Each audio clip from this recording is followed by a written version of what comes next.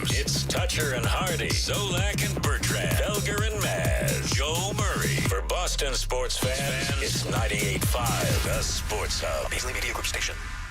Sports Hub headlines, presented by Celsius Energy Drinks. Well, the Red Sox, along with most of the rest of Major League Baseball, had last night off. Now we have a 6-game sprint to the finish. Sox visit Toronto tonight, leading both Cleveland and Houston by 1 game for the second wild card spot in the American League. Patriots players have today off after a home loss to Pittsburgh on Sunday, 21-14. Patriots are 1-2. They'll practice tomorrow with another home game coming up this weekend against 1-2 Carolina. Last night, Detroit got a pair of rushing touchdowns from both Jahmyr Gibbs and David Montgomery. They won in Baltimore 38-30. 49ers edge rusher Nick Bosa tore his ACL last weekend. He's out for the season. Dallas wide receiver CeeDee Lamb may miss up to a month with a high left ankle sprain. The Bruins had David Pastrnak at practice for the first time since training camp began yesterday. They'll continue their preseason tonight at Madison Square Garden against the New York Rangers. Ryan Johnston and Bob Beers have the call at 7 here on 98.5 The Sports Hub. And after winning 32 games and reaching the Final Four last April, Auburn had basketball coach Bruce Pearl step down yesterday. His son Steven will take over and has signed a 5-year contract with the school. Sports Hub headlines are brought to you by Catches Law. At Catches, they specialize in helping those who have been injured not only from a one-time incident, but from a lifetime of hard work and labor. Does this sound like you? Visit CatchesLaw.com. I'm John Wallach on Boston's Home for Sports, 98.5 The Sports Hub. Your next update at 6:30. No matter where you go, you're always connected to Boston sports with the 98.5 The Sports Hub app. Download it wherever you get your apps today. Ladies and gentlemen, I need all of you to stop what you're doing and listen. Toucher They love the show. In fact, they said, Fred, you're the best. and Hardy Who's Taylor the originator? on 98.5. Hello. Hey there. Aloha. Bonjour. How are we doing? What? I'm an animal. Can we use this for the radio? No, Nick, with your drinking at noon on Monday. Well, I tell her the truth. I'm Miss Booty. That problem is too large for the starch. You know how I feel about clowns on morning shows? And I'm just saying, hello. Toucher and Hardy. Watch Daddy and Uncle Freddie. Knocking back 25 glasses of soda. Having some fun. On 98.5 The Sports Hub. Let's go. My tweet caused the internet to melt.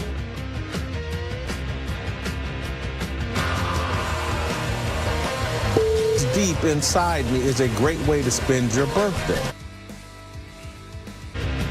Oh, Jason Whitlock. You are so full of vigor and manliness. Yoga pants and booty shorts. That's right. He tells it like it is, that's for sure. My critics know it's untrue. Good. He's got many, many critics. This guy's got just communities of people out there. All they do is talk about him. I mean, he really is. I mean, you couldn't turn on the news this week without seeing what Jason Whitlock had to say. You know, his best friend is Jeff George. They played football in college together. Really? Oh. Yeah. Oh, my God. Yeah, they were teammates at Illinois. Whitlock's he's big and fat and ugly, but he is big. Yeah. Like he was an offensive lineman, I believe. He might have been a defensive lineman. Don't quote me on that. Good morning. Good morning. Good morning, everyone. Every single one of you. Good morning.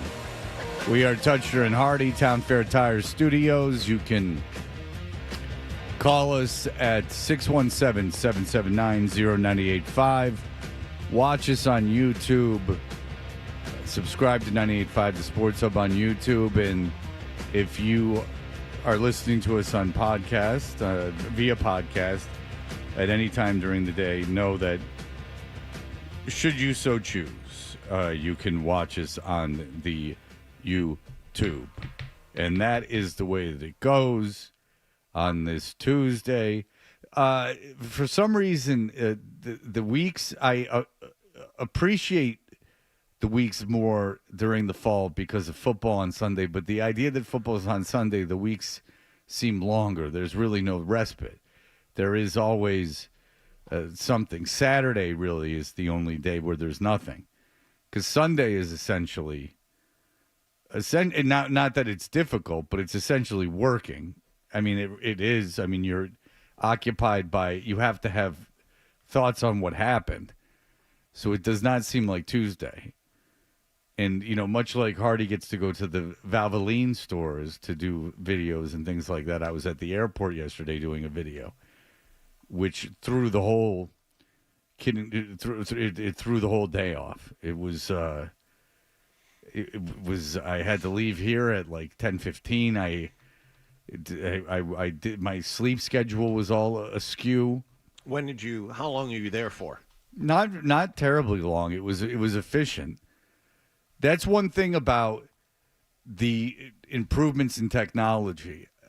Back in Atlanta, I did a thing for this tells you how successful it was. They were going to do a thing with me where I would host a late night movie on television, and this is pre big time internet, and I would have little skits like before commercials, and so I was doing that, and to film little vignettes, like really easy little vignettes, took 2.5 hours for something that ended up being like a minute and a half. Jeez.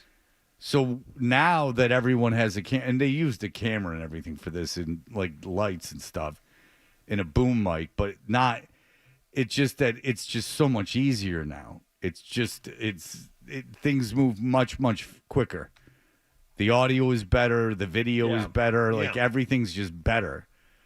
Because I had a guy when I did that thing it was like the, UHF channel. Like it was, obviously cable was on. It was in the 2000s, but it was like a place that showed like a TV 38 or something, like something that shows Dana Hersey movie loft, right? Yes. Like that showed like movies at night. And I did one, and then they didn't want to do it again. I think part of it was though that it took so much time for very little payoff.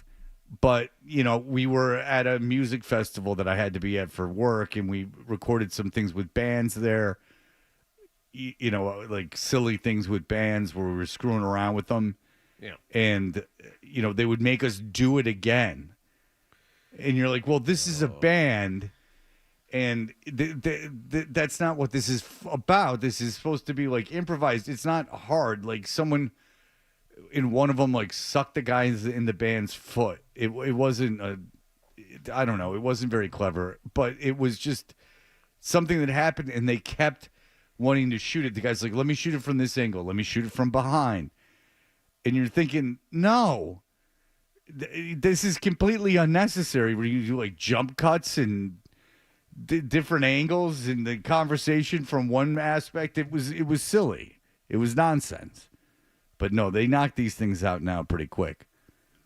It was very exciting. Was it just you, or did you have a couple other people like with you filming these things on camera? There was one other person on camera, the guy in charge of the airport. It was me and him. Were you doing some sketch comedy, like involving like the TSA and security issues? Yeah.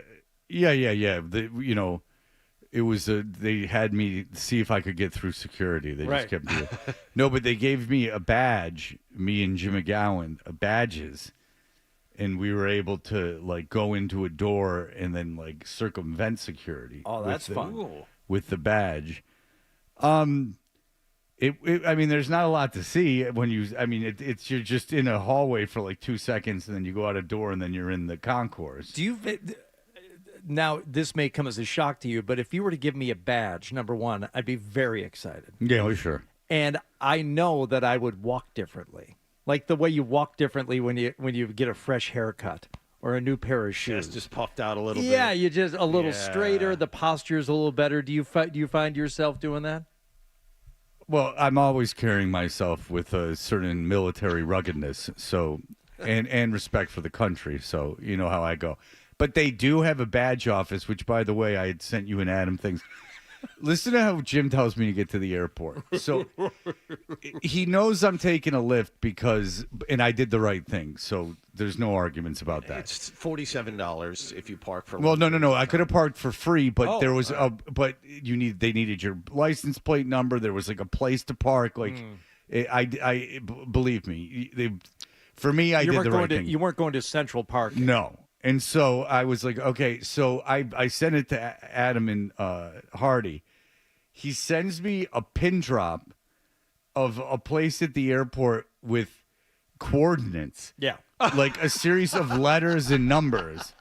Well, and I'm on real quick, I'm on a text with like the people that are filming it. There's like 5 people on this thing.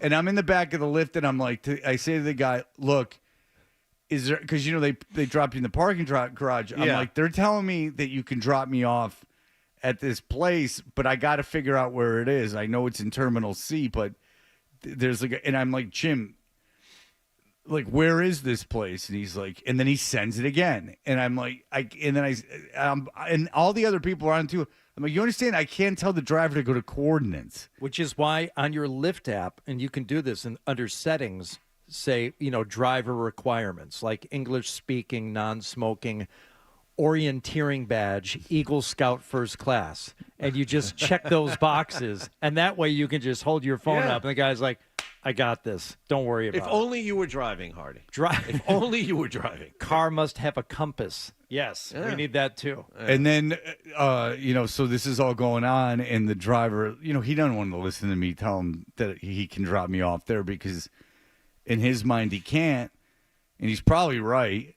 So, I just got dropped off in the parking garage and met Jim. It didn't end up being a big deal, and then he had said, meet at the badge office. Oh, Jesus. And the badge office is nowhere I've been before. It's in a place in the airport where, and it's not like you can go to the airport and everyone's very nice there and everything, but it's like TSA. Like if you go to ticketing, it's TSA people and people that work for the airlines. I'm not positive they know where the badge office is.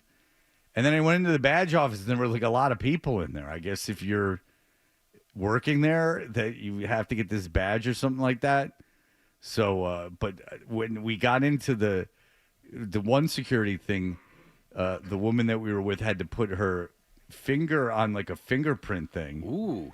And then type in a code, and we had to rush into the door because if the door stays open for more than like 15 seconds or whatever the number is, the alarm will sound. So you don't prop it open, So it's a tight ship, my friend. That. I like that a lot. Yeah, I'm a fan. I like the fingerprint thing as much as the badge. Yeah, it's all right. Yeah, the fingerprint thing. No, I didn't have fingerprint access. No. But if you were to, maybe you're going to require reshoots or something, you could request fingerprint access. Wouldn't that be something if they trusted me so much that I had a forever badge and I never had to go through security and never had to do anything? I mean, A, that would be awesome for you, but B, what a redemption story. I mean, could you imagine being granted, even us having the conversation about getting that access 3 years ago? Well, Impossible. Not so quick, though, with that, because it has not happened, nor will it happen. No, not yet. But Logan is the airport that I don't have any trouble getting through security. Like I never have any, the act of getting through security, but it's never, the lines aren't that big. I'm glad you said that because other airports, busy airports where you'd think they would have, plenty of, everything going on. Las Vegas is a good example. It's like, there's a lot of people coming through here. Yeah. How is this taking so long? Even with a TSA pre-check and you see the lines for clearing everything else. It's never a good time. And Logan, I think the longest I've ever waited at Logan, watch me jinx it, is 10 minutes. Because they have a security at every terminal. And the worst example is Atlanta. Atlanta is the busiest airport in the world. It has more traffic than any airport in the world. And there's only one security stop. Now, in theory, most of you have probably been to the Atlanta airport. I don't know how many of you have been, go in Atlanta and had to go through security there because that means you spend time in Atlanta. This obviously doesn't factor in when you're switching flights.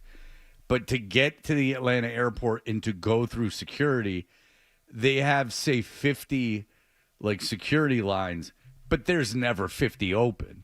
I mean, I've been there where there's 8 open and there's a line that's an hour. Orlando Airport's another one Orlando Airport's got one thing.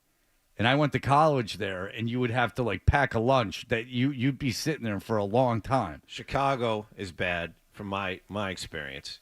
Chicago's really bad. Well, O'Hare is one of the worst airports in the country. In fact, they just did a thing about the worst airports in the country, and Newark is the worst. Where's Philadelphia on that? It's got to be listed somewhere. I'm just going to. What I remember is Newark and Charlotte were two of the worst airports. Charlotte. Okay, Charlotte is. I'm looking at a list right now. The 5 airports with the best average TSA security wait times. Number 1, Salt Lake City. Okay. Number 2, Washington Dulles. Surprises me. Interesting. Number 3, Logan. Okay. 3rd best airport, fastest security wait time, average wait of about 10.6 minutes, and I'm guessing that's without TSA pre-check. Number 4, Minneapolis, St. Paul. Yeah, that was one of the best airports on the thing I saw. Number 5, Charlotte Douglas International. Yeah. And Detroit Metropolitan, DTW. Well, Detroit was the 2nd best airport in the country, according to this. This wasn't based on wait times. This was just based on people's liking the airport. Yeah. And I think Minneapolis was number 1, and Detroit was number 2. But I know Newark and Charlotte's a terrible airport. If you have to, because Charlotte's a hub, so if you have to go through Charlotte, they don't have any people movers. They have no trains or anything. Like, there's nothing. Like, even Philadelphia used to have, I don't even know, or D.C. used to have those buses. Never did, but yeah. It had those, I mean, it's not convenient, but they used to have a bus to take you to. I've been on that bus. I've been on that bus too. Right. Yeah. So, but they don't have that in Charlotte. So, like, you could even have 45 minutes between flights and get off the plane in time. And then, if I was with my parents, like a real situation trying to get to the next plane, because it could be, 3/4 of a mile. Yeah. To get to the next gate. 5 airports with the worst average TSA security wait times. Number 1, Newark. Number 2, George Bush in Houston. Number 3, Miami International. Number 4, Baltimore Washington International. And number 5, Harry Reid, which is McCarran, which is Las Vegas. Yeah. Oh, the best airport was Orange County. That's the one that was the number 1. Orange County, where I've never been in my entire life. I've been to Orange County. I've never been to the airport there. Have you seen the movie? Jack Did Black? that have Chet Hanks in it? Colin Hanks. Yeah. Colin Hanks. Yeah. Wow. I don't know if I ever saw that. It's all right. I like the idea. It's more than a little corny, but it's fine. Well, it seems like, Colin Hanks and Jack Black can, carry the thing. Well, they play brothers. And let me tell you something. They are opposites, those two. What did they miscast Jack Black as the straight man? Yeah. Colin Hanks is the buttoned-up student trying to get to Stanford, I think. And I have seen that. And Jack Black is the ne'er-do-well brother. Yeah. There is a... the only thing that I always associate Jack Black, and I think most people do, with the rollerblading movie. Yeah. Is that Airborne? In Cincinnati. Is that? I think that's Airborne, where they spend like 45 minutes rollerblading down a hill. Yeah. Good guys against the bad Seth guys. Green in that too? Yeah. Yeah. Seth Green, Jack Black. There's a kid.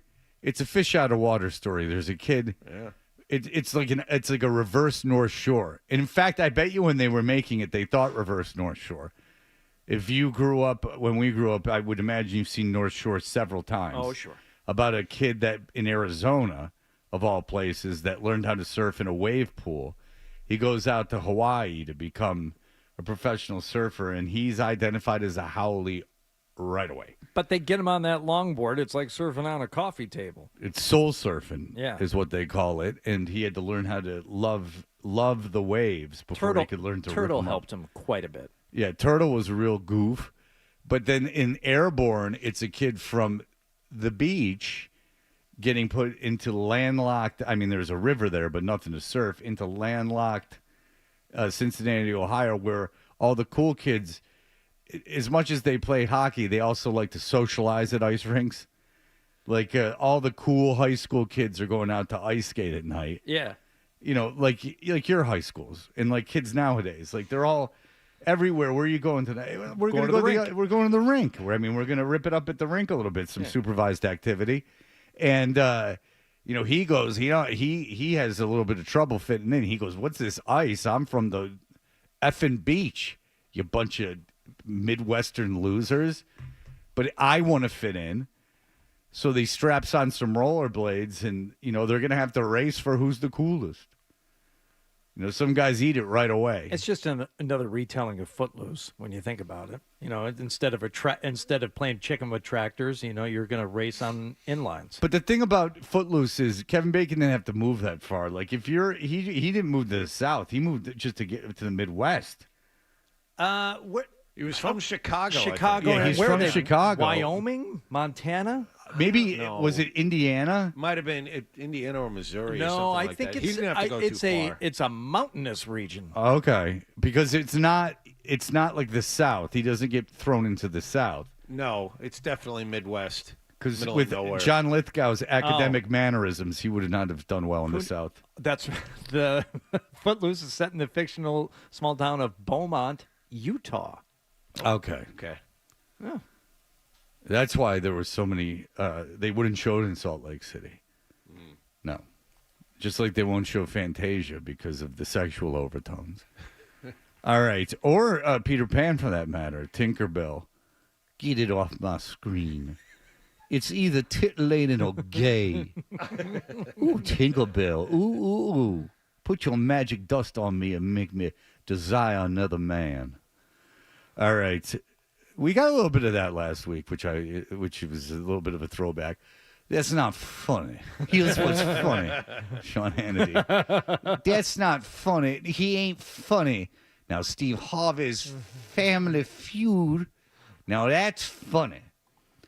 Oh, if there was only more of me to decide. There's so many people trying to be funny and only one of me to go around and judge whether or not they're worth it and should be taken off the air based on how funny I think they are. You have a lot of very unfunny people judging comedy. Untalented. Yeah, there's only one of me. That's the best Mr. Show sketch. And I think he's Reverend Tinkerbell or something like that. He's like, oh, there's so much art and only one of me. And I got to go look around and see if it's pornographic and everyone's making art, and if I could have one wish, there'd be one more of me so I could judge it and tell you if it is art or if it's pornography. Oh, it is good for me. I'm the one who gets to decide. All right, we will be back in just a moment.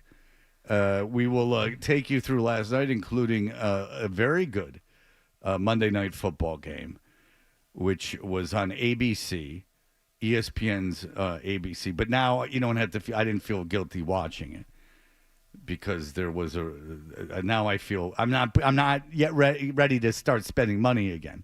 But I watched the game. All right, we'll be back in just a moment. More Toucher and Hardy on the way.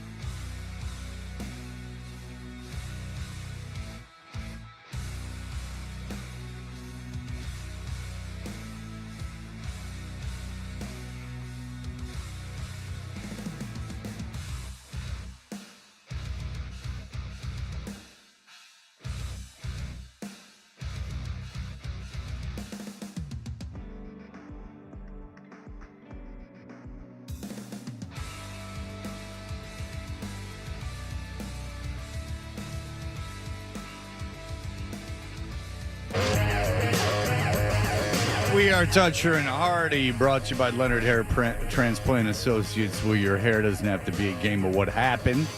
So change your lettuce and change your life with Dr. Matthew Lepresti at 1-800-GET-HAIR. Hardy, what's going down in the streets, my friend? Some Monday Night Football last night as the 1-1 Detroit Lions were visiting the 1-1 Baltimore Ravens. And as so many of these games begin, Goff moves in behind center. Single back is Gibbs.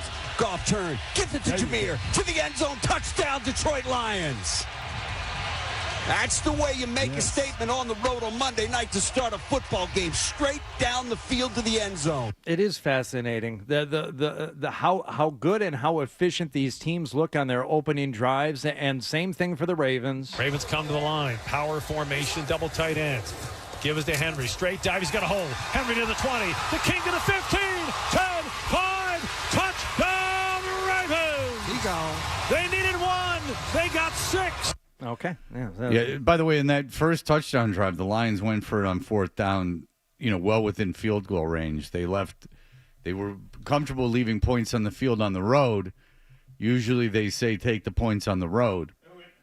They were inside the 20, right? Yes. When they went for it? Yes. Oh, that I'm used to. And early in the game, it doesn't bother me. I'm completely desensitized to Dan Campbell going for it on fourth down when you got 3 points just on a platter there sitting in front of you. That early in the game, number one, I'm used to it. Number two, it doesn't bother me. Okay. I was okay with that. Let's go a little bit later as both teams would be stopped on their ensuing possessions, and then the Lions pinned back on their own 2-yard line, march down the field. Pay attention, Patriots. If you're going to go 16, 17, or in this case, 18 plays, you should have something to show for it at the end. 2nd and goal from the 1. Goff out of the gun. Hands it to Montgomery. Tries the left side. Did not get in. It's going to be 3rd and goal from inside the 1. There it is. There, they say he did get in. Late call. There it is. Touchdown, Detroit Lions. Better late than never. Yeah, they ran it. Better offensive line, better running back. Okay. Well, no, but they ran it. Yes. New England got down there. They threw 3 passes, one of which was tipped for an interception. Well, so they also have 2 pretty good running backs that can just go back and forth. If you get 4 cracks from the 1, and I know it happened that the Lions stopped Baltimore.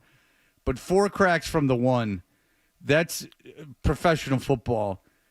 I'm at least running on first down. Yeah. To get it a little closer. I'm just gonna try to push it up a little bit. Now, when Baltimore had it at the 1, Henry ran 3 times, right? Yes. And then you had the rollout that went ridiculously crazy on 4th down. Right. Okay. Yeah, Henry ran it 3 times and they couldn't penetrate, but yeah, that was also a second quarter series that I couldn't believe it how much penetration the Lions' defensive line was getting, and if there's one guy you think you're not going to be able to stop in that situation, it's the combo. It's either Lamar Jackson or Derrick Henry. 4th and goal from the 2-yard line. Out of the gun. Jackson's got it. Running to his right. Wants to throw. Now the impressive. Ball's loose on the ground. It is recovered by Jackson, but it does not matter. That's Lions football. A 4th down stop by this team. So let's skip ahead to the second half here. 14-14. The Ravens would score first. In the second half, the Lions would answer. Goff out of the gun. Montgomery to his right. Jared's got it back and looking, throwing right side. Wants Amon-Ra. End zone. Got it. Touchdown, yes. Detroit Lions. What a delivery that time by Goff, where only Amon-Ra with those late hands could pull it in. And the Lions are an extra point away from drawing even once again here in Baltimore.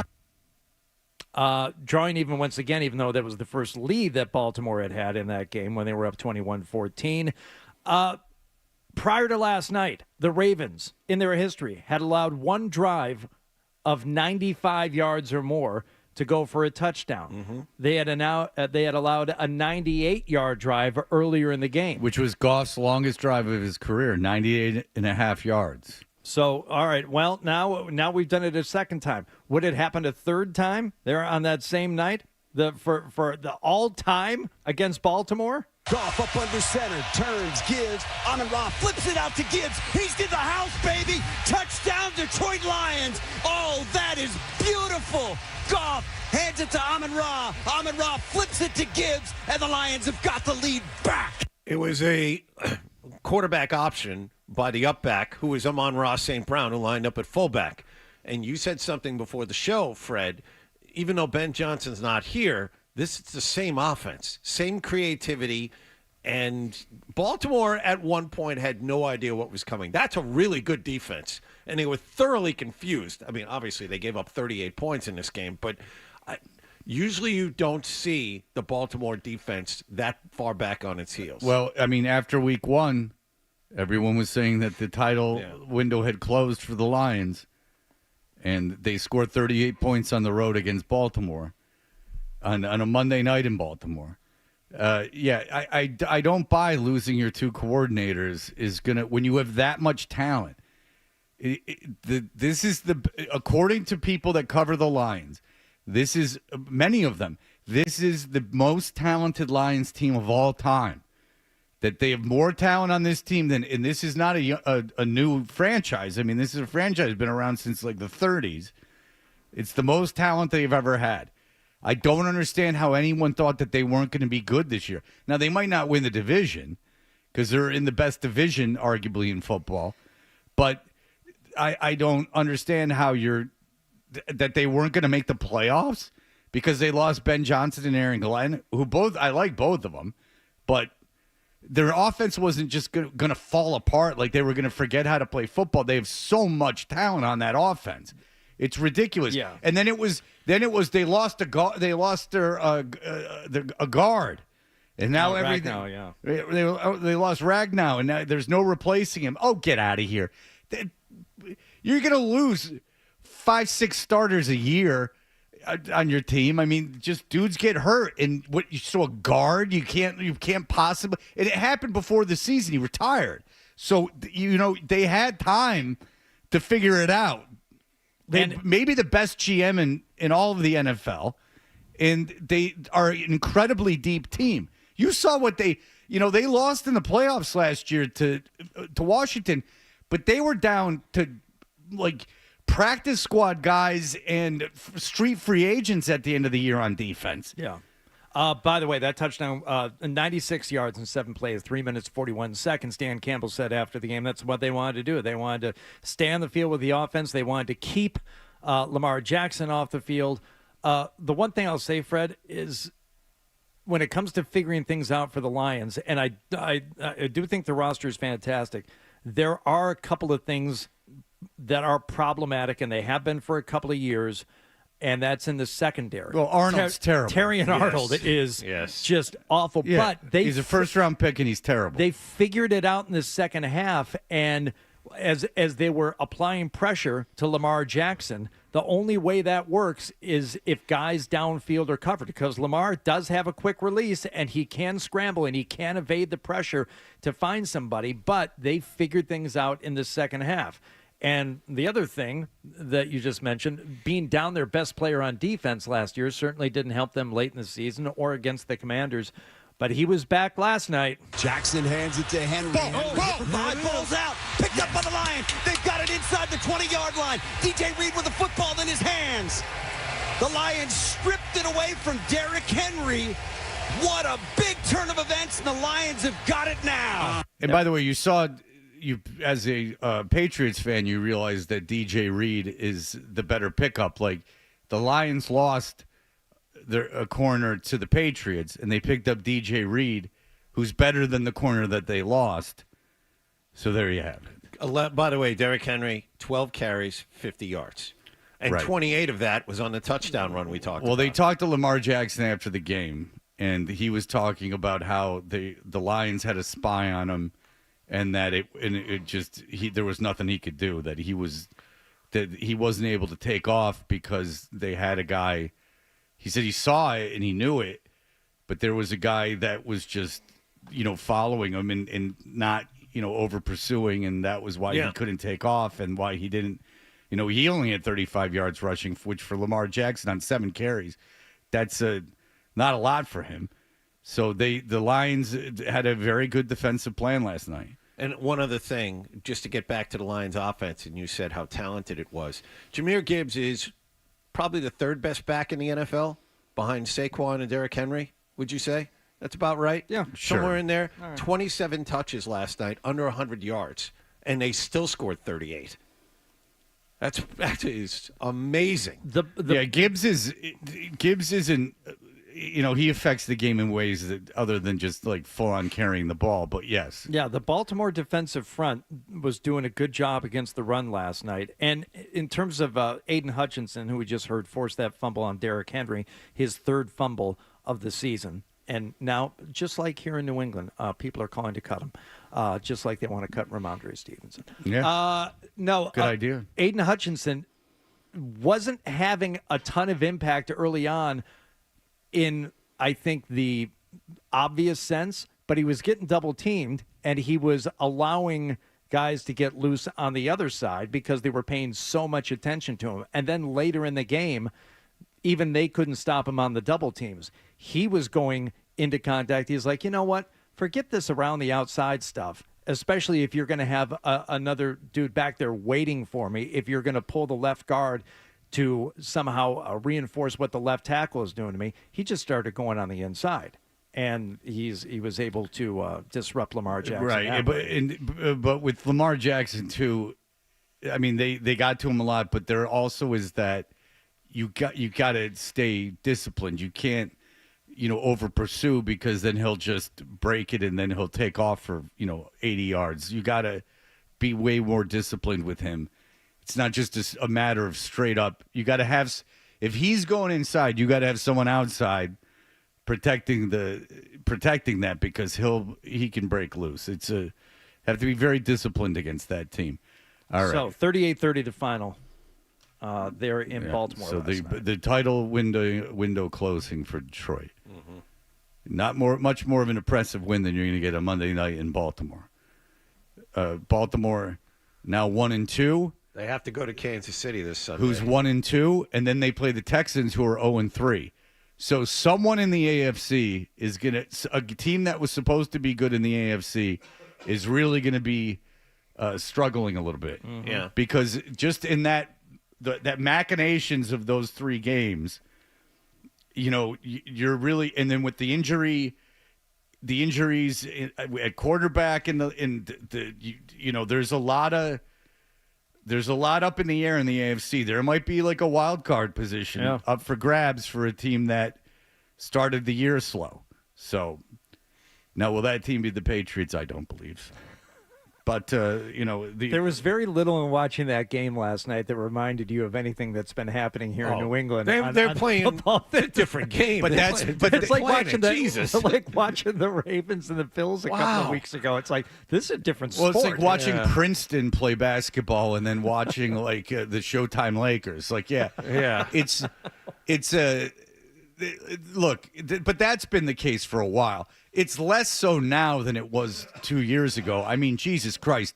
It used to be you watch a Patriot game and you'd be like, why do people watch football? Like, why is this a product that people are consuming? Yeah. That this is so incredibly boring. Oh, yeah. When at the end of the Belichick run, that was so boring. After he benched Mac Jones for the 5th time. That week 18 game, the Jets won it. Jets at New England was just sad. The weather was sad. The game sucked. It was just like, why is this on television? Yeah. All right. We will be back in just a moment. Here are the headlines. Essential Sports.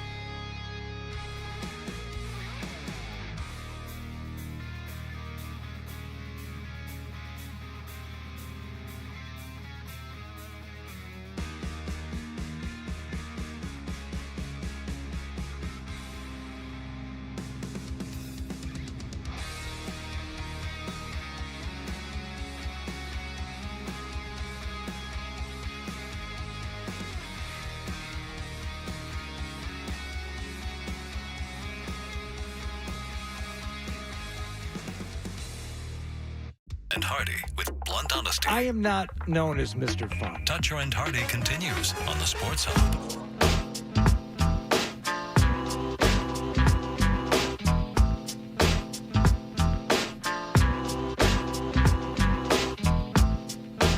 We're Toucher and Hardy. Hardy, what else is going on? David Pastrnak back at Bruins practice yesterday, saying his tendonitis is something that he dealt with last year. Time will tell if it sees if it gets any better. But he was also asked about the power play and what they can do to improve it. Obviously, day one of getting, again, the different system, even though it's power play, still going to have some structure to be succeed because the... Oh. Ooh.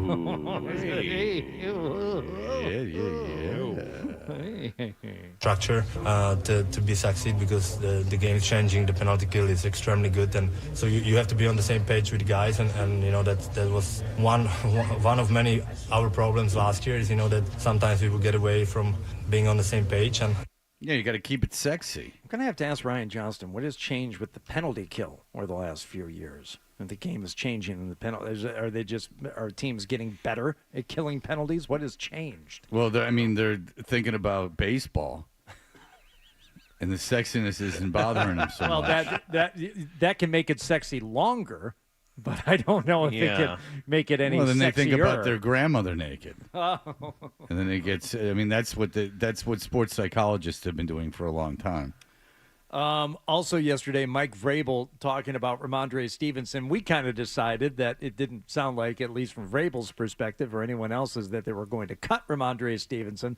What about like limiting his touches and his reps? What about taking that route? We got to try to balance, winning football games and gaining yards and scoring points and all those things. Right, so we just got to get it fixed, and I know there's no easy fix, and the only thing I know how to do is work, and we'll work at it. If I feel like, or we feel like that it's in the best interest to limit those opportunities, then we'll have to do that.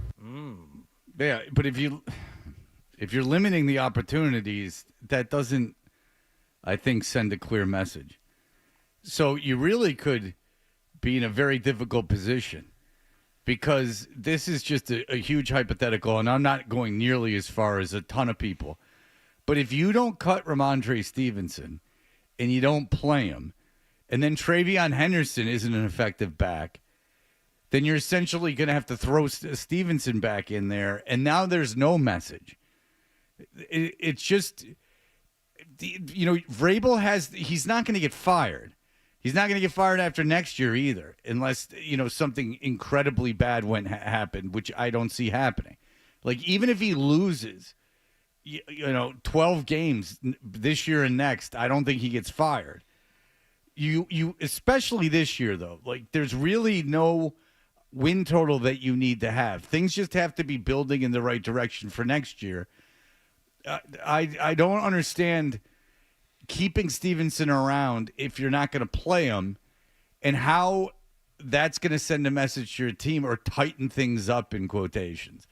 How that's going to stop bad penalties, how that's going to stop not hanging onto the football. I just don't, unless there's a repercussion from it, I don't understand what you did. Because if this is really bad, because if you don't play Stevenson, who's not your responsibility, and then you put the guy that is your responsibility, Travion Henderson, in, and Henderson is so bad that you have to put Stevenson back in, now you suck both ways.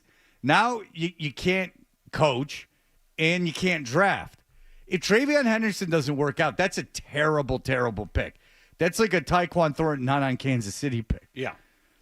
I mean, that's a running back in the top of the second round that didn't pan out. And look, there's 3 games is no litmus test.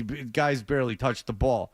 But if he doesn't end up panning out and you got to go, crawl back to Stevenson because the second round pick can't play. And I got news for you. Running back's not quarterback. Running back's not receiver. A running back can be very successful in their rookie season. It doesn't have to be.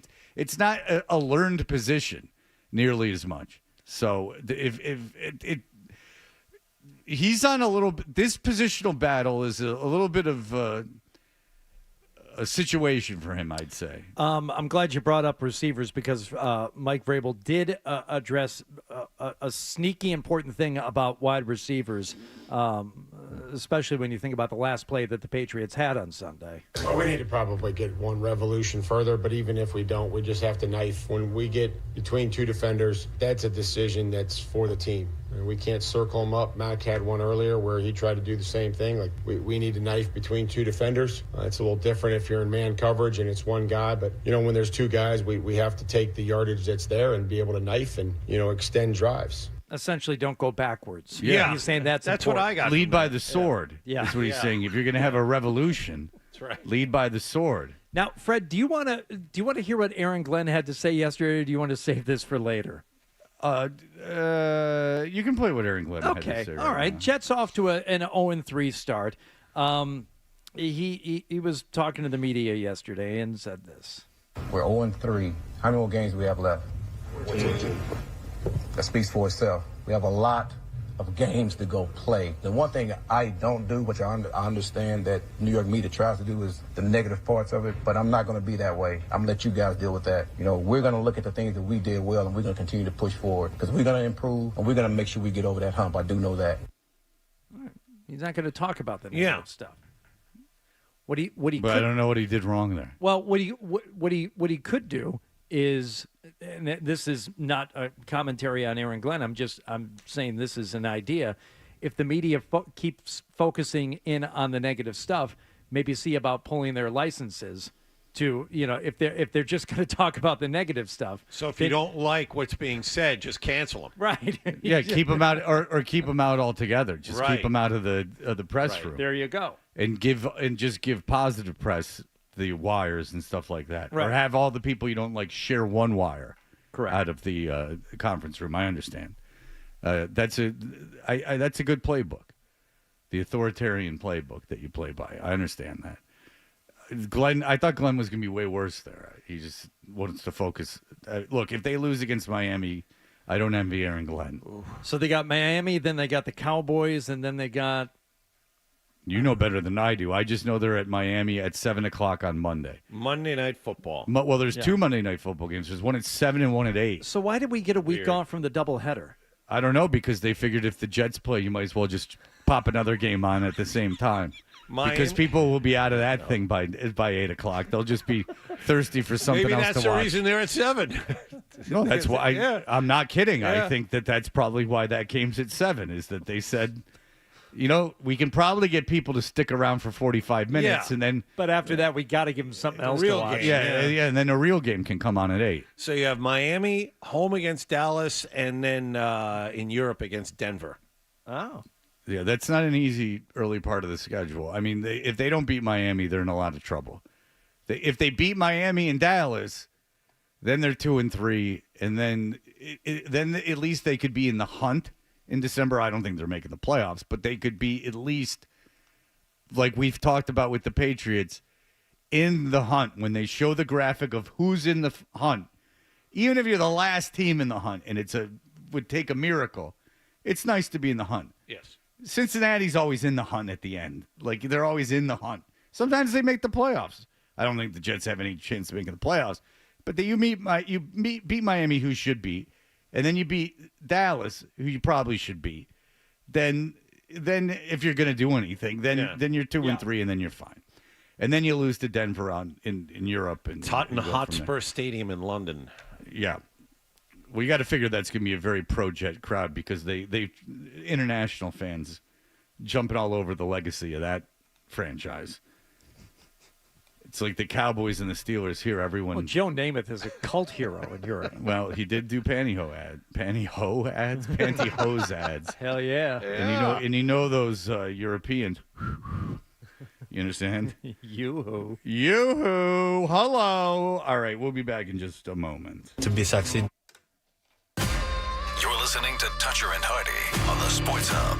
All right. Low testosterone. Men.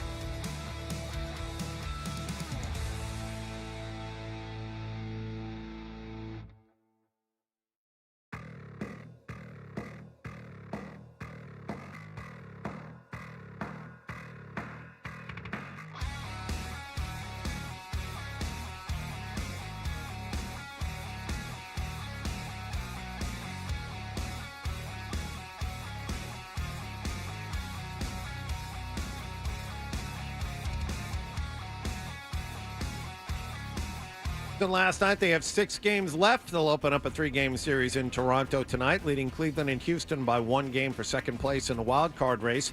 Patriots will practice tomorrow. They host Carolina this coming Sunday. Both teams are 1-2. Last night, week 3 of the NFL season wrapped up. A great game in Baltimore. Detroit beat the Ravens 38-30. They are now 2-1 on the season. And the Bruins preseason continues tonight on the road against the New York Rangers at Madison Square Garden. Ryan Johnston and Bob Beers have it at 7 here on 98.5 The Sports Hub. David Pastrnak took part in his first training camp practice of the year yesterday. He told the media also he dealt with tendonitis all of last season. Sports Hub headlines are brought to you by Eastern Massachusetts' leader in drain cleaning and pipelining. Drains by James. Slow drain, clogged drain. You need to contact Drains by James today at drainsbyjames.com. I'm John Wallach on Boston's Home for Sports, 98.5 The Sports Hub. Your next update at 7:30. Are you actually coaching the game? Or it's just that is. I feel so strongly about that. I can't even tell you. Boston talk sports here. What do we got? What do we got? The Sports Hub. Oh boy, I guess it's time for more Toucher and Hardy on 98.5 The Sports Hub. Hey, Fred, I heard you in the last segment there talking about Ramondre and the problems he's had fumbling. I got a solid source, and breaking news probably by tomorrow, Wolf's going to sign him to a new extension. Thank you. There's no question. Now, let me ask you, Kevin, do you think they should cut Stevenson? If they're supposed to be more buttoned up, do you think they should cut Stevenson? He's gone. No. Because that's my thing is that, we were talking to Reese, and I was being more positive because this team's going to make mistakes. They're not very talented. May's going to throw interceptions. The play calling on the goal line was weird, and you gotta run the ball there at least a couple times. All of that's true. When you throw the ball, you're leaving yourself up for a turnover. The Super Bowl in Seattle, we've all there's mistakes they've made. But I was going into this season thinking that they'd win 6-7 Yeah, you games. and I were on the same page. So, as long as May looks good, if I'm a Patriot fan, I'm satisfied. Look, I don't want to lose games, and that's a painful way to lose a game. But you turn the ball over 5 times. But my point is this. If Vrabel's coming to change the culture, and you're not going to make the playoffs this year, how are you going to – so let me get back to my original point. So Reese said – I was being more positive. Reese said, well, I expected things to be more buttoned up. I'm putting words in his mouth a little bit with the penalties and the turnovers. And so I said, yeah, if you're going to change the culture, you can't do it 3 games into the season. It's going to take a little while to establish that culture and get the right guys in. But you can start giving consequences. And the consequence in this case is cut Stevenson. And the thing is that I don't think that that's that big a loss. And the point I'll make is this. If Stevenson got hurt, God forbid, I don't wish this on anyone. I don't hope he gets hurt by any stretch of the imagination. I'm using it as an exercise. If Stevenson tore his ACL and was out for the season, would you go, well, now that's it? Right. Like, how badly does that affect the season? It's not like losing Derrick Henry or losing Jahmyr Gibbs. And even if the Lions lost Jahmyr Gibbs, I don't think it would, ruin their season. It just seems like if you make the statement right away, we're not tolerating this. He's had a million chances. He has a problem. He hasn't fixed it. He's gone. Then you're showing that there's a huge consequence if you screw around. I wonder if there's kind of like a battle going on in the front office, because if I'm Mike Vrabel and I'm trying to do all of those things you talked about, you can't put Ramondre out there. However, Elliot Wolf, the guy who's charge of the draft board, just signed, getting back to what the caller said, literally just signed Ramondre Stevenson to a contract extension less than 2 years ago, which he's just starting now. Right. He's got 3 more years after this one. Yeah, so, but it's not big money, and the guarantee, you can afford to cut him. You can afford to cut Of course you can. They have more cap room than any 4 teams put together, but it just would look really bad. Well, for Elliot Wolf. Yes. Right. That's why I'm saying there might be a Wolf. Oh, no. No, don't get rid of this guy. Vrabel's like, are you out of your mind? I can't put this guy on the field anymore. Well, you can Vrabel can get rid of him, and Vrabel can get rid of him and bring one, and that leaves the space for one of his guys to create his culture. Now, the danger with that is you did draft Travion Henderson, very high for a running back. And if you in this whole wear and the people are like the wear and tear on Travion Henderson. You drafted him in the top of the second round. Would you draft him to be a third down back? Why would you draft a guy that you don't think that you can give 25 carries a game to in the top of the second round? I think they envision him as kind of like a Jahmyr Gibbs. They have to find that was the complimentary back. Gibbs carried the ball 22 times last night. I know that, but he doesn't always carry the football 25 times. That's why Montgomery is there. Gibbs, his rookie year, no. Montgomery was there, and they drafted Gibbs because they thought you want to know what happened? They liked Montgomery. They weren't going to get rid of Montgomery. They drafted Gibbs because they thought he was an exceptional talent to take in the first round, and they were killed for it because they already had Montgomery. I remember that, and it's kind of parallels what the Patriots are thinking. That was the story. You got to the beginning of the second round. But I got news for you. This guy's here. We got to take him. But I got news for you. Montgomery comes on the field because they still like Montgomery. They didn't draft Gibbs thinking we're not going to give him 22 carries a game. If Montgomery started fumbling, I guarantee you, if Montgomery started fumbling at the rate that Stevenson is fumbling, they'd have no problem getting rid of Montgomery and giving Gibbs what would it be, Hardy? 5 more carries a game? Probably. Gibbs is their number one back. Montgomery, and they use Gibbs in goal line, so it's not even like Montgomery's the bruiser anymore. This year, it has been a turn. You guys know Montgomery started most games, and Gibbs would come in. Now it's the reverse. Yeah, I know. But when Montgomery was hurt last year, and he was hurt for a few games, remember, and they thought he'd be out for the season. Yeah. They were giving the Gibbs the ball 35 times a game. Like, they don't have a problem giving Gibbs the ball. That notion that he's like a scat back is nonsense. Okay. He's a big kid, too. All right, but we're focusing on the wrong thing. We're focusing on things I know, so I feel smart. Fair enough. You feel okay? I like that you did the Gibbs thing because now I feel a little smart because I actually know that situation. You went Arizona on me. I don't have I don't have a clue. That's what the Patriots are thinking. They wanted a thunder and lightning type of thing to reduce the wear and tear on this kid. I get it. I don't know if they're ready at this point to do that to him. Okay, but here's my thing. I don't know. Having said all of this, I don't want Ramondre on the field. I'm trying to get inside the head of what the Patriots think. But let me ask you this. Best case scenario, how many seasons is Travion Henderson? How many seasons is he effective? Best case scenario. 5? I was going to say 6 or 7, yeah. Yeah, so what am I saving him for? What do I have to lose? If there's stuff like, well, he can't pick up, he was supposed to be a good blocker in the backfield. Hasn't been. But he hasn't been.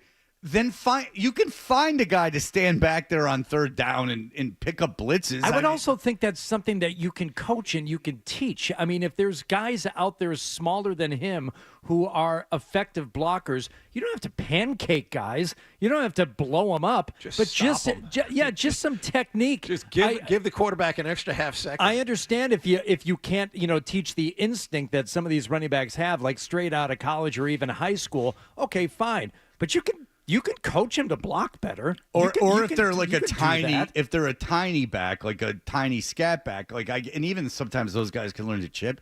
But Travion Henderson's not small.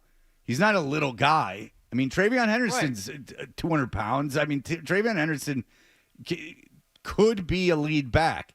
You draft him at the top of the second round to be a lead back. By the way, the draft between where Gibbs was taken and where Henderson's taken is not a huge, vast number of picks. About 30 picks.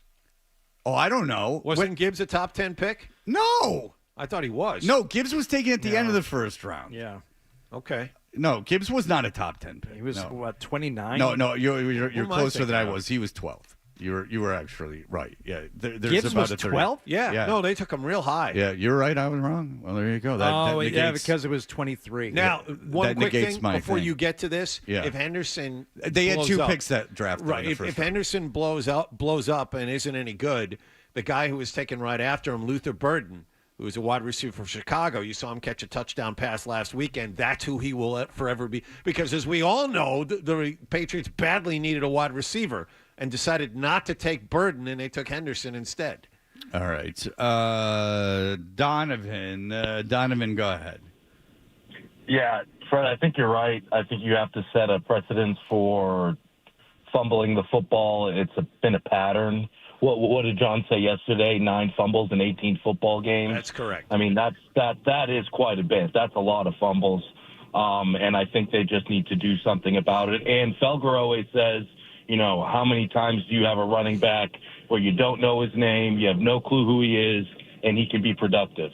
And he's not going to fumble the football, especially on the goal line in that situation. Also, Hardy, local 10 iron worker here, was up in a man lift yesterday, got picked up by a crane. I thought you would think that was pretty cool. What were you doing up there? And tell me more about the crane, just briefly. I was in a stairwell, had to weld up some clips.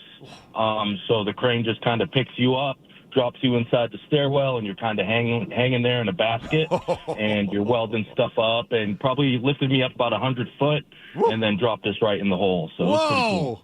What are you doing, tech, Sep? What are you doing? What type of welding you doing up there? Stick welding, 70-18, 1/8-inch rod. Now you're out of his depth. Now I'll give Hardy a break. He's out of his depth now. I was just trying to quote whatever Woody Harrelson said in No Country for Old Men. I have no idea about past welding. the point of no return. Yeah. What are you doing, braided? What are you doing? Let's put this very simply. If Stevenson doesn't play in that game yesterday, do they win? Yes. Yeah. If any other running back is your running back, any other running back. If Stevenson does not play, they win. Yes. So Stevenson has cost you a game. Yes. Do you think Stevenson's talented enough that he's the difference between winning and losing many games? Like winning and losing, say he doesn't fumble, is he the difference? Like him in a replacement running back, is there a difference between wins not and losses? Not a ton. There's a handful of teams where you could envision it, but it's not enough to offset the damage. Right. So if he's costing you games, and if you lose 2 fumbles in a game, you're costing a team a game, then he's a detriment. That's all. It's nothing personal against the guy. And also, if the Patriots were like a playoff team that was really good and Vrabel was in his 4th year and Vrabel had drafted the guy, maybe I'd be less apt to cut him. But if the whole thing that Reese was saying is you're trying to set this culture and, there's too many bad penalties and there's too much, and you are obviously turning the ball over too much, then if you have to tighten things up, then get rid of him. What are you going to lose? You'd be 2-1 now if you didn't have him.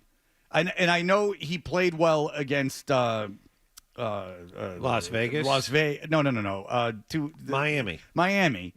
But is he the reason you won that game? I mean, Miami is the reason you won that game. Yeah, true. So that's my question. That's all I got to say. Matt, go ahead, Matt.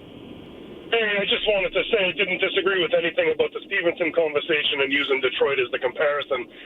Ironic timing, Montgomery had a career game last night, like 150 yards, 2 touchdowns on 12 carries. Yeah, he had a 72-yard run. Yeah. So my point to even bring that up to justify that was I would roll out the red carpet and break out the fan leaves for anything Detroit would throw away. I mean, they can make it without him, and we're just struggling for anybody. So yeah, I take Montgomery. I take Montgomery over Stevenson, no question about it. I like Montgomery. This isn't a conversation about Montgomery not being a good running back. This is a conversation that they have Montgomery. And even now that they took Gibbs 12th. They took Gibbs 12th. And that this actually, strangely enough, kind of makes my point, not so much with Travion Henderson, but with Gibbs. They took Gibbs 12th just because – here's who they took, I believe, in the first round that year, is they took Gibbs and Campbell. Campbell's and I can double-check here. Campbell was 2023-18 pick. So they took both of them. So the Lions got killed for that draft because they took Gibbs when they already had Montgomery, and who takes a running back that high? And they took Campbell, who's a middle linebacker, and they were killed. Remember? Yeah. Everyone hated that draft. Yeah. But the reason they took Gibbs is they thought he was so incredibly talented that they didn't care that they already had a running back. They would find a way to use him. And, they took Campbell because they wanted hard-hitting. And then they got Sam Laporta in the second round. Yeah. Well, I mean, their drafts have been. And then maybe in that draft they got St. Brown that might have been the draft they took St. Brown in the 4th or 5th round. I can look that up I as thought well. Amon-Ra was before. He probably was, but I'm just making the point. They took him in the 4th round in 2021. So whatever. My point is they've had deep drafts, several deep drafts. But this isn't even a conversation about like replacing him with, somebody who's necessarily better. And this was Felger's point yesterday. Like, what's all the conversation? You cut Ramondre Stevenson and just get another guy. Just get somebody That's my here point. Who's not going to fumble. Well, that's why That's all you need. That's why I asked the question. Do you win that game? Are you 2-1 without Stevenson? And the answer is yes. So the story is I've been making that point too. I've said it several times. Pick up a street free agent, raid another team's practice squad. Well, you have your own practice squad running back Terrell Jennings you can promote. So fine. There it is. But there's Terrell Jennings comes on the team. The point is it doesn't matter who it is. You've taken a kid high in the 2nd round to be your running back. You have a running back. And also, your season's not coming down to who your starting running back is this year. It's your season comes down to how Drake May plays, and if Vrabel can create a culture to win in the future. If you're building culture and this is about the future and it's not about the playoffs, send the message now that A, we're not going to tolerate this, and B, we care enough about you guys to not allow someone on this team to lose football games. That's a good point. And again, we're not reacting to one game where he lost 2 fumbles. That would be ridiculous. That happens. Derrick Henry lost a bad fumble yesterday. This is a pattern where he's lost how many games? 9 of his last 18 games. I mean, that's ridiculous. You can't do that. And this notion that you're going to teach him, and people are going, well, Tiki Barber learned how to carry. At what point in his career was Tiki Barber? I don't know. People keep bringing Tiki Barber having a fumbling problem up, and then that he became, I don't know.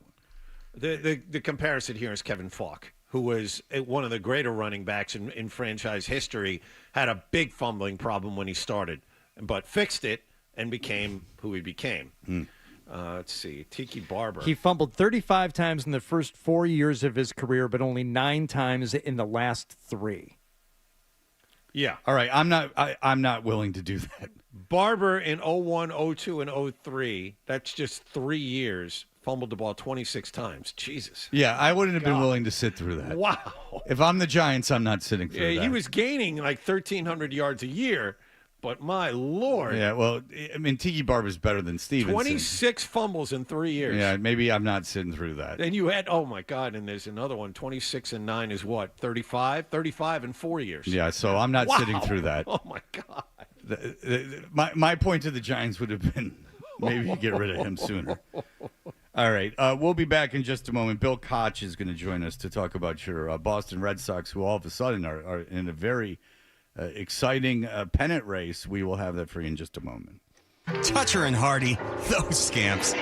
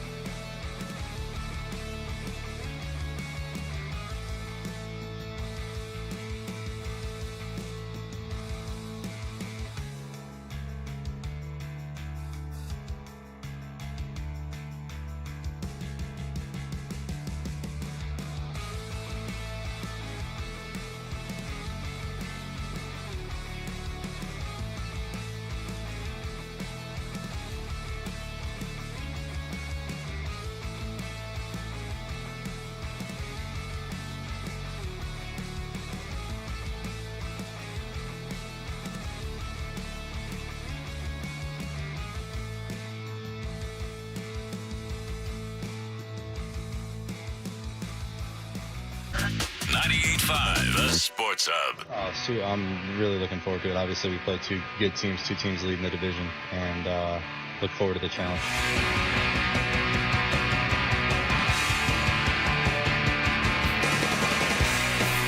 We're Toucher and Hardy. Everything's all jingle-jangled, messed up in the Major League Baseball. You have quite a situation going on in the National League where, for whatever reason, Adam has this dream that the Mets miss out on the playoffs. They've been a huge disaster. Cincinnati. Certainly a possibility. They're only a game up on Arizona now. Well, and they're tied with Cincinnati. Yeah. They're tied with Cincinnati. San Diego clinched the spot yesterday. So you have the Cubs and San Diego are clinched into the wild card. Cincinnati and the Mets are tied right now for that last part. Arizona's a game out. 3 teams for 1 spot. Arizona, by the way, in the National League. I know they played in the World Series a couple of years ago, but it's sometimes hard to remember. And then you, of course, have Boston in the second slot right now, 3 games behind the Yankees, 1 up on Cleveland and Houston, and no one else is in the conversation in the American League. But here we are. The rotation now is set up for Boston where Crochet would pitch game 1 of a wild card series. They flipped him, so he's going to pitch tomorrow night, so that sets him up for that. But you have a situation now where you are playing a Blue Jays team that has to try and a Tigers team that is 1 game up in their division, so they really have to try. And but I don't know if it matters because Detroit's been a dumpster fire for about a month. 2 months, 3 months. I mean, they've been bad for a while. They had a huge cushion in that division, and they've really screwed it up. I don't even, off the top of my head, know what their record is since the All-Star break, but it has to be awful.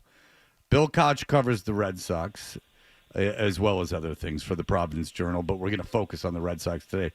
Hi, Bill. Thank you for joining us. How we feeling, guys? Well, it's exciting. I mean, it's very exciting in both leagues, and this is what baseball wanted, and this is why you have your 3rd wild card, and that's enough. I know Gasper wants a 4th wild card. No, this is more than enough. This is fine. You're getting the drama. If there's this many teams left in it, there has to be a reason you're playing 162 games. This is enough. There's enough teams involved. Yeah, you got 3 teams for 2 spots in the American League and 3 teams for 1 spot in the National League with a week to go. And then if you add, in the American League, it really wouldn't even matter if you added another spot in terms of like bringing another team into it. So it really would add no excitement. It would decrease excitement. So 3's enough. I like 3, but that's enough. All right, Bill, to kind of take us through the end of this year. You know, like I just said, Toronto's got a reason to try. You know, at least at the does Toronto have a reason to try? I mean, give me what your thoughts are on that. If I was Toronto, I'd want the 1 seed, sure, and I'd want to continue playing well into the playoffs. And Toronto is the best home team in the American League. They're the only team in the American League with 50 wins at home. All 3 current division leaders in the National League are at 50 wins or more at home. You know, so if I'm Toronto, I want to extend that good form. I want to keep it going into next week and beyond. There's no reason why I wouldn't put my best out in my last 6 games. All right, what's the matchup like against Toronto? Take us through how you feel this series will go on paper. Well, Boston's 3-7 against them this year. They've really struggled against the Blue Jays. Toronto has had their number. You take a look at the pitching matchups. You've got Giolito against Gausman. You know, earlier in his career in Toronto, Gausman was really tough on the Red Sox. Crochet against Scherzer. You'd have to favor Boston there. What Scherzer tries so hard, he's a gamer. He's very dramatic on the mound. He does. It's you know, he's past it at this point. No, I mean, the guy's a Hall of Famer. I'm kidding. He's annoying is what I'm saying. I don't know if he makes a playoff roster at this point. It would be interesting to see if they put him on as the 26th man. You know, and then the last game would be Bayo on extra rest against Shane Bieber, who's actually pitched pretty well for Toronto, coming off an injury and off a trade from the Guardians. Yeah. That was a huge pickup for them, a very wise pickup. It's been a boost. It's been a boost for them. You know, unlike what Boston got at the deadline, and unlike what Detroit got at the deadline, they just DFA'd Charlie Morton, who they traded for, and Kyle Finnegan was on the IL, which depleted their bullpen a little bit. So, in terms of pitching matchups, Giolito's been a lot more permissive in terms of hits allowed and walks in September. Bayo has struggled in September, 5.85 ERA, 20 hits allowed, 20 innings in his last 5 starts. And he was really good through the first 5 months of the year. So, these are the 3 best the Red Sox have, but you're curious if they're going to be good enough. I think you take a look at what the Red Sox have been able to accomplish, and it's hard to take the 20,000-foot look at this because they were really, really good in August, far better than anyone thought they'd be. But the fact that they are here with the talent on this roster is a win for this organization, no? Okay, let me play devil's advocate.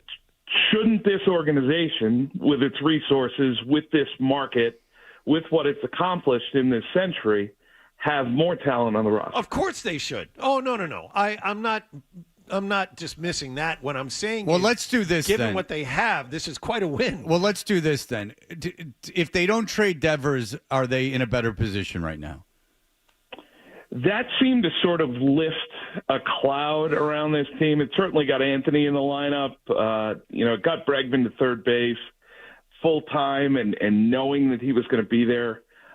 They certainly didn't get any help in return. And if anything, Jordan Hicks was a negative and might have cost them a couple games here. They might have a little bit of a lead if he hadn't pitched in a couple of these games. So for this year, no, it certainly didn't help them. If Devers was still here, I have to think that you would have found a way to get through to him. At least that's your job if you're Craig Breslow or Alex Cora. Well, he hits, and he has hit, and he's hitting now. He's hitting. He's a 100 RBI, a 30 home run guy. You could use that in your lineup, and we could even do this exercise. So it's addition by subtraction. For some reason, Roman Anthony couldn't play you. There's no way you could have gotten him into this lineup, which I still think is preposterous. But say, and we'll do this again, Bill, just to remind people, if you trade Devers, say you trade him, but you retain some of his salary, which you can, as you've mentioned, as a team that should have a very good roster and be able to do things. If you retain some of his salary, do you get better in terms of what is returned to you from the team you're trading him to? No, of course you do. And, you look at the trade right now with the Giants. Kyle Harrison had a good start the other night. Jordan Hicks is on the IL. James Tibbs, you shipped out immediately for Dustin May, who has been a net negative for this team. That's one of the more curious deadline trades that I've seen the Red Sox make in recent years in terms of what did they think they were getting. He was way over his career innings. He's hurt frequently. The Dodgers were moving him to the bullpen. Adding him in the last hour before the deadline felt like a panic move after some other things didn't go through. And honestly, the games that May started or pitched in, they were under 500. He could end up costing them a postseason berth. Yeah, so not only did you trade Devers, which is a negative, but follow me on this. The players you got back are worse than replacement players. Yeah. So the players that you brought in, as Bill just mentioned, are guys that if you just, especially Hicks, if you just would have taken a regular major league player of no apparent value, a net neutral, you would have been better off than with Hicks. So that trade was a unmitigated disaster. Any notion that somehow made this team better, and even in the short term, is asinine because the players you got back made you worse. Do you understand what I'm saying? Not just getting rid of Devers. If you would have just given Devers to San Francisco, and Bill, you tell me if you agree with this. If you just would have given him to San Francisco and just said, take him, and we don't want anything, you probably would have been better. That's what I'm saying. No question. No question. Not only is Hicks hurt you on the field, but you also have 2 years of his contract left. Yeah. At about $22 million. So not only did he hurt you on the field this year, but he is going to hurt you from a CBT standpoint in the next 2 seasons. Yeah, it's not good. But here we are. Where's Anthony at? in terms of his progress coming back from the oblique? Yeah, I mean, obliques are fickle. It's a serious injury. I mean, you think about baseball, everything is turning your upper body, whether it's swinging a bat or throwing. I haven't heard anything from the standpoint of him progressing into any baseball activities or, hitting any live pitching. So I don't think he's really that close.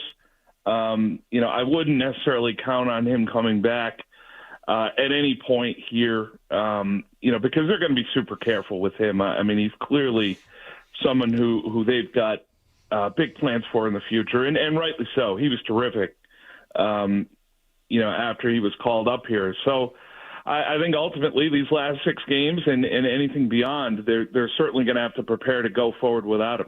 And the other part of it is, and Will Middlebrook said this on the TV broadcast the night he got hurt, it was a 4 to 6 week window. Middlebrook said, forget 4 weeks. It takes much longer than that. And then you're going to ask this kid to go out and hit playoff pitching with literally no batting, no games to play in after missing 3 weeks? I mean, that seems like a lot to ask. That's an excellent point, and I think we saw it with Wilyer Abreu the other night. Tries to come back in cold, goes 0 for 4 with 4 strikeouts. If Wilyer Abreu had gotten hurt even 2 weeks earlier, the Red Sox still would have had affiliates where he could have gone out on a rehab assignment and at least gotten 30 live at-bats. Now he's coming back, trying to hit playoff pitching against Toronto and potential playoff pitching against Detroit. It's a really difficult way to try to reintegrate him into the lineup. And the reality is, Anthony obviously, but Abreu as well is one of the best two-way players on this roster. Those are 2 major losses when you consider what the best version of this 26-man would look like. All right, so what's the ideal scenario? What's the reality? If it could pan out anyway, and that you could choose your scenario, how would you want this to go? Who would you want to face in the first round? Well, I'm pandering a little bit to you here, Fred, but the Tigers sweep the Guardians coming up, and come in here to Fenway over the weekend with nothing to play for, because that would help the Red Sox not only fend off the Guardians, but maybe soften up Detroit a little bit. If they could win a couple games in that series, then they would certainly get in. And at that point, if I was Boston, I don't know how the matchups would break down, but I would like to play against Detroit because they have been scuffling. They're 1-9 in their last 10. They've got some important guys on the IL. Matt Vierling is one of them, certainly. Colt Keith was a guy who was contributing. Finnegan is just coming back off the IL. Not necessarily sure what's going on with Skubal. I know he pitched and didn't miss a start, but you have to wonder if he's 100%. So if there was any way that they could play the Tigers, I think that would be a good matchup for them. Here's the problem. The Tigers have the 3rd best division record right now. So for the Red Sox to do that, they'd have to get the 3rd wild card. And that still could happen. It could, but because you're talking about them beating the Tigers twice, and there's a lot of things. They could get any one of the 3 wild cards. Right now they're in 2nd place, but you're talking about them winning games. They'd have to lose a few, have Cleveland get swept, and then they'd wind up playing Detroit in the first. And Skubal and Flaherty pitch. laid it out. Skubal and Flaherty pitch tonight and tomorrow, and they're at Cleveland. And if they lose those 2 games, Detroit doesn't even deserve to make the playoffs at that point. I mean, it's a reverse of what they did last season. I mean, if they can't figure out a way for their 2 best pitchers to win in Cleveland against Cleveland, then there's big trouble. That's big trouble. And I would want to play the Tigers if I was any team. Yeah. I mean, at that point, I mean, if they can't, someone's lost 9 of their last 10. If they have a day off, they go to Cleveland. They have their 2 best pitchers against Cleveland, and they can't figure it out. Then screw them. 26-33 since the All-Star break. Yeah, that's what Detroit is. Yeah, I mean, they were incredible at the beginning of the season, and then the wheels fell off of the thing. All right, Bill, they have a way they can right the ship. I mean, if they do well in this series against Cleveland, screw the Red Sox series. If they can take 2 or 3 against Cleveland, which they should, then they've righted the ship. They have then they'll have a 2-game lead going into Boston, and that should be sufficient against this Boston team. Go ahead. this is overly simplistic, but any of these teams win 6 in a row this week, it's in your own hands. You're getting in. Right. All right, Bill. Well, it's what all you could ask for. There's a lot of interesting things in both leagues. Bill, thanks so much for the time. Read them in the Providence Journal. We always appreciate it. Thanks, guys. All right, there you go. Yeah, the Tigers are real. I don't care, but for the city, I would hope that they can somehow salvage 2 wins against Cleveland with your 2 best pitchers. I mean, if they lose tonight with Skubal pitching, then then they don't deserve to make the playoffs. No. Just get them out of here. Considering what the Red Sox are throwing out there and how all these pitchers have been extended here, I don't feel good about this at all. I don't see how they go 3-3 against Toronto and Detroit, who have something to play for. And I don't know if Detroit's going to sweep Cleveland. Based on the way they're playing, they won't. So they're going to have something to play for that last weekend right here at Fenway. I don't see the Red Sox getting in. Dude, if they sweep Cleveland, I might not pitch Skubal in that series, but I'm certainly not resting anyone. Right. I might not pitch Skubal, but I'm doing everything else because you lose 9 in a row, fine. You swept Cleveland, great. That's fun. But you can't afford to coast the last 3 games of the season. You have to have a little bit of momentum going into the postseason. So you have the Red Sox who are limping home again and playing 6 games that matter to the opponent. Yeah. I don't know how you come out on top in this scenario. I really don't. But you know what? They've exceeded expectations all year, so maybe this is another way to do it. I would listen. I think they're making the playoffs. All right, we'll be back in just a moment. Here are the headlines. Essential Sports Hub headline presented by Celsius Energy Drinks. Red Sox had last night off. They have a 6-game sprint to the finish now. They visit Toronto tonight, leading both Cleveland and Houston by a game for the second wild card spot in the American League. Patriots players have today off. They lost to Pittsburgh Sunday 21-14. They're 1-2. They'll host 1-2 Carolina this Sunday. Last night, Detroit beat Baltimore 38-30. Bruins had David Pastrnak at practice for the first time since training camp began yesterday. They continue their preseason tonight at Madison Square Garden against the New York Rangers. Ryan Johnson and Bob Beers have the call at 7 here on 98.5 The Sports Hub. Sports Hub headlines are brought to you by Mass Energy. Stay safe and warm this winter with your local home heating oil provider and learn more about BioHeat Fuel at massenergymarketers.org. I'm John Wallach on Boston's Home for Sports, 98.5 The Sports Hub. Your next update at 8 o'clock. You're listening to Toucher and Hardy on the Sports Hub. It takes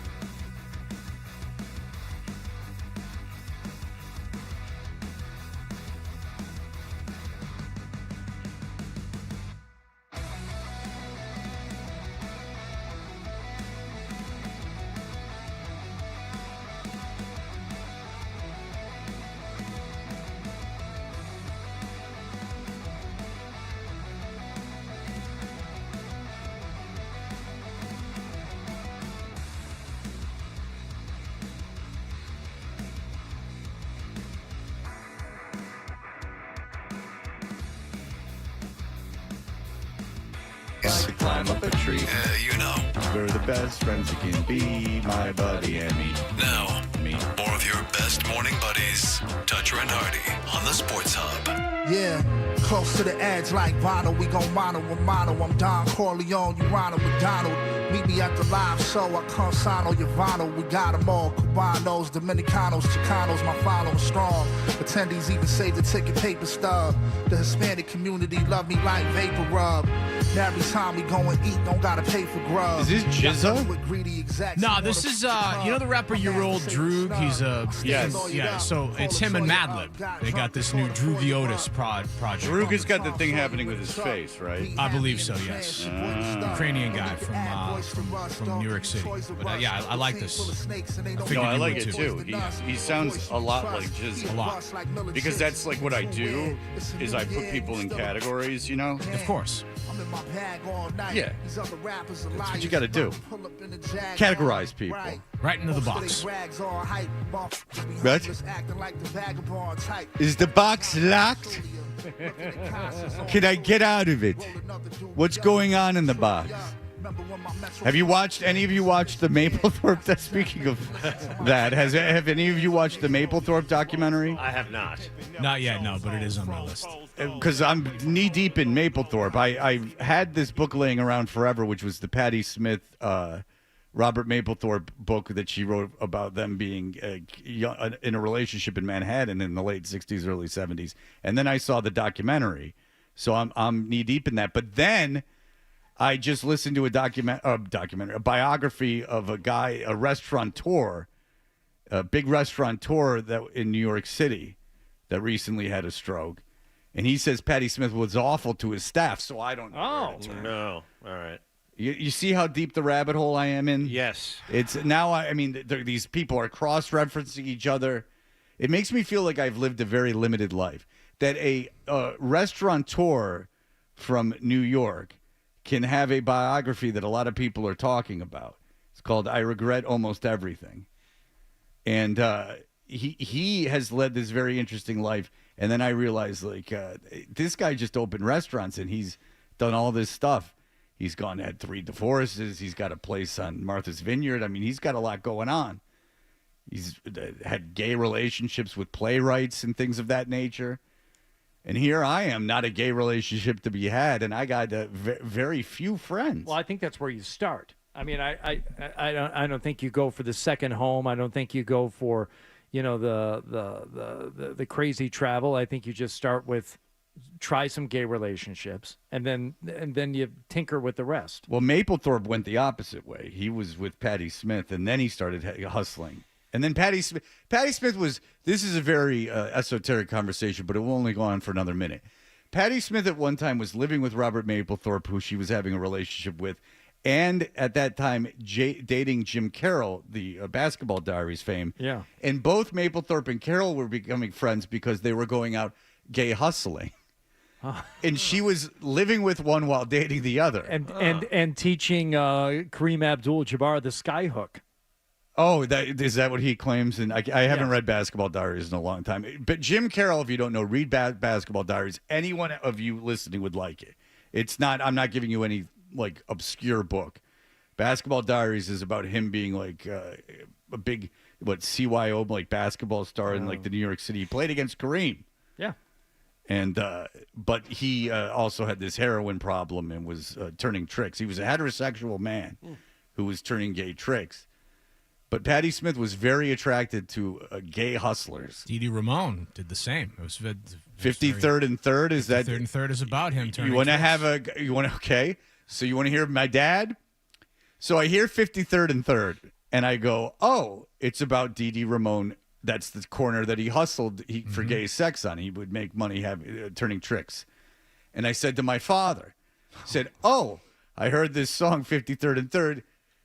You know, Dee Dee Ramone was turning these tricks while you lived in New York City. No, he wasn't. 53rd, I go, 53rd and 3rd was a big, like, gay hustling hotspot. And of course, what the hell are you talking about? 53rd, that's a beautiful corner. That's a big corner in New York City. There's nothing going on there. That was all happening in Times Square. I don't know where. No, he didn't even say that. He goes, it wasn't happening. That didn't even happen. Said, well, the guy was not bragging. He's talked about it in depth. Well, he's not bragging about it either. He's not proud that he had to turn tricks to make money. He's on heroin. He wasn't. He was just being honest about this part of his life, and my father really pushed back on that. My father's, and this kind of tells you something about people. My father lived in New York City, worked in the ad industry, lived in Manhattan. He lived there for a long time. During that period, he was there, and all this stuff that is become our culture with Warhol and the Ramones and Patti Smith. I mean, Mapplethorpe. Mapplethorpe is really the straw. He Studio got famous 50 about 1 year before he died, by the way. But Studio 54, all these things that have created the culture that we live in. The zeitgeist, if I may be so bold. No, if I may be so bold, my father denies any of it happened. He just denies it happened. He's like, none of that went on. I'm like, well, because he never went obviously downtown or anything. He wasn't down there. So that I get. I know he wasn't aware of television. He was gone by that point It'd be anyway. one thing to assert that he never took part in any of it, but he maintains it just didn't happen. It didn't happen. The late 60s in New York, none of that happened. Mad Men wasn't going on.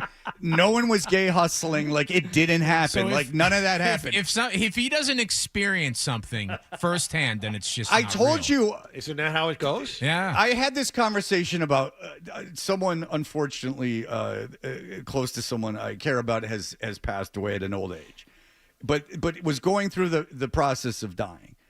And I said to my father, because my father knows this person too, and I said to my father, I said, hey, you know how when someone's dying and they'll give them medicine that to help, they act out and they get real angry? Because I've heard this from friends of mine whose parents have died, right?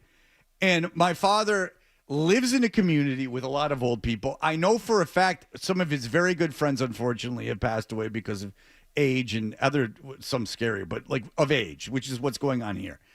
And he goes to me, he doesn't want to be on record. He goes, I don't know, Freddie. I've never been next to someone when they died. I said, I'm not saying that. I go, neither have I. But I'm saying, that this person that we both know got to this point where they were getting super agitated. And I told my mom about this too. I'm trying to find common ground with him to have a conversation because my mom didn't pick up the phone. He did. So now I'm trapped because my mom's at choir, so she's long gone. Right. So I'm trying to talk to him, and he's like, I don't know, Freddie. I've never been with someone with it. Have you heard it, Dad? Have you heard about it? I guess so. How? You have all these people that you help, that you go to their house and help. The community's great. They're there for each other. I'm so pleased my parents are there. Everyone, it's a real community where they all help each other. My father's been in the homes of people whose spouses have just died, bringing meals, hanging out recently. And I said, do you know? I don't know. I guess. Get out of here with that. You can't even for 1 second just acknowledge that you've heard it. No. It's like he's on trial in front of the Senate. He pleads the fifth on everything.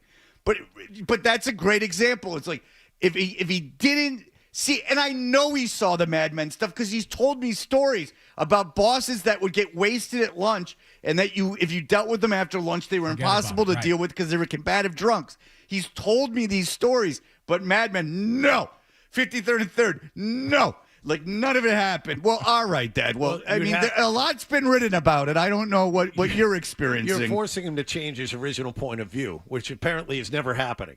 Right. He says one thing at the beginning of the conversation, doesn't veer off of it, regardless of how much material you throw at him, is what it sounds like. And I'll tell you this, is that I bet you he denies Warhol even existed.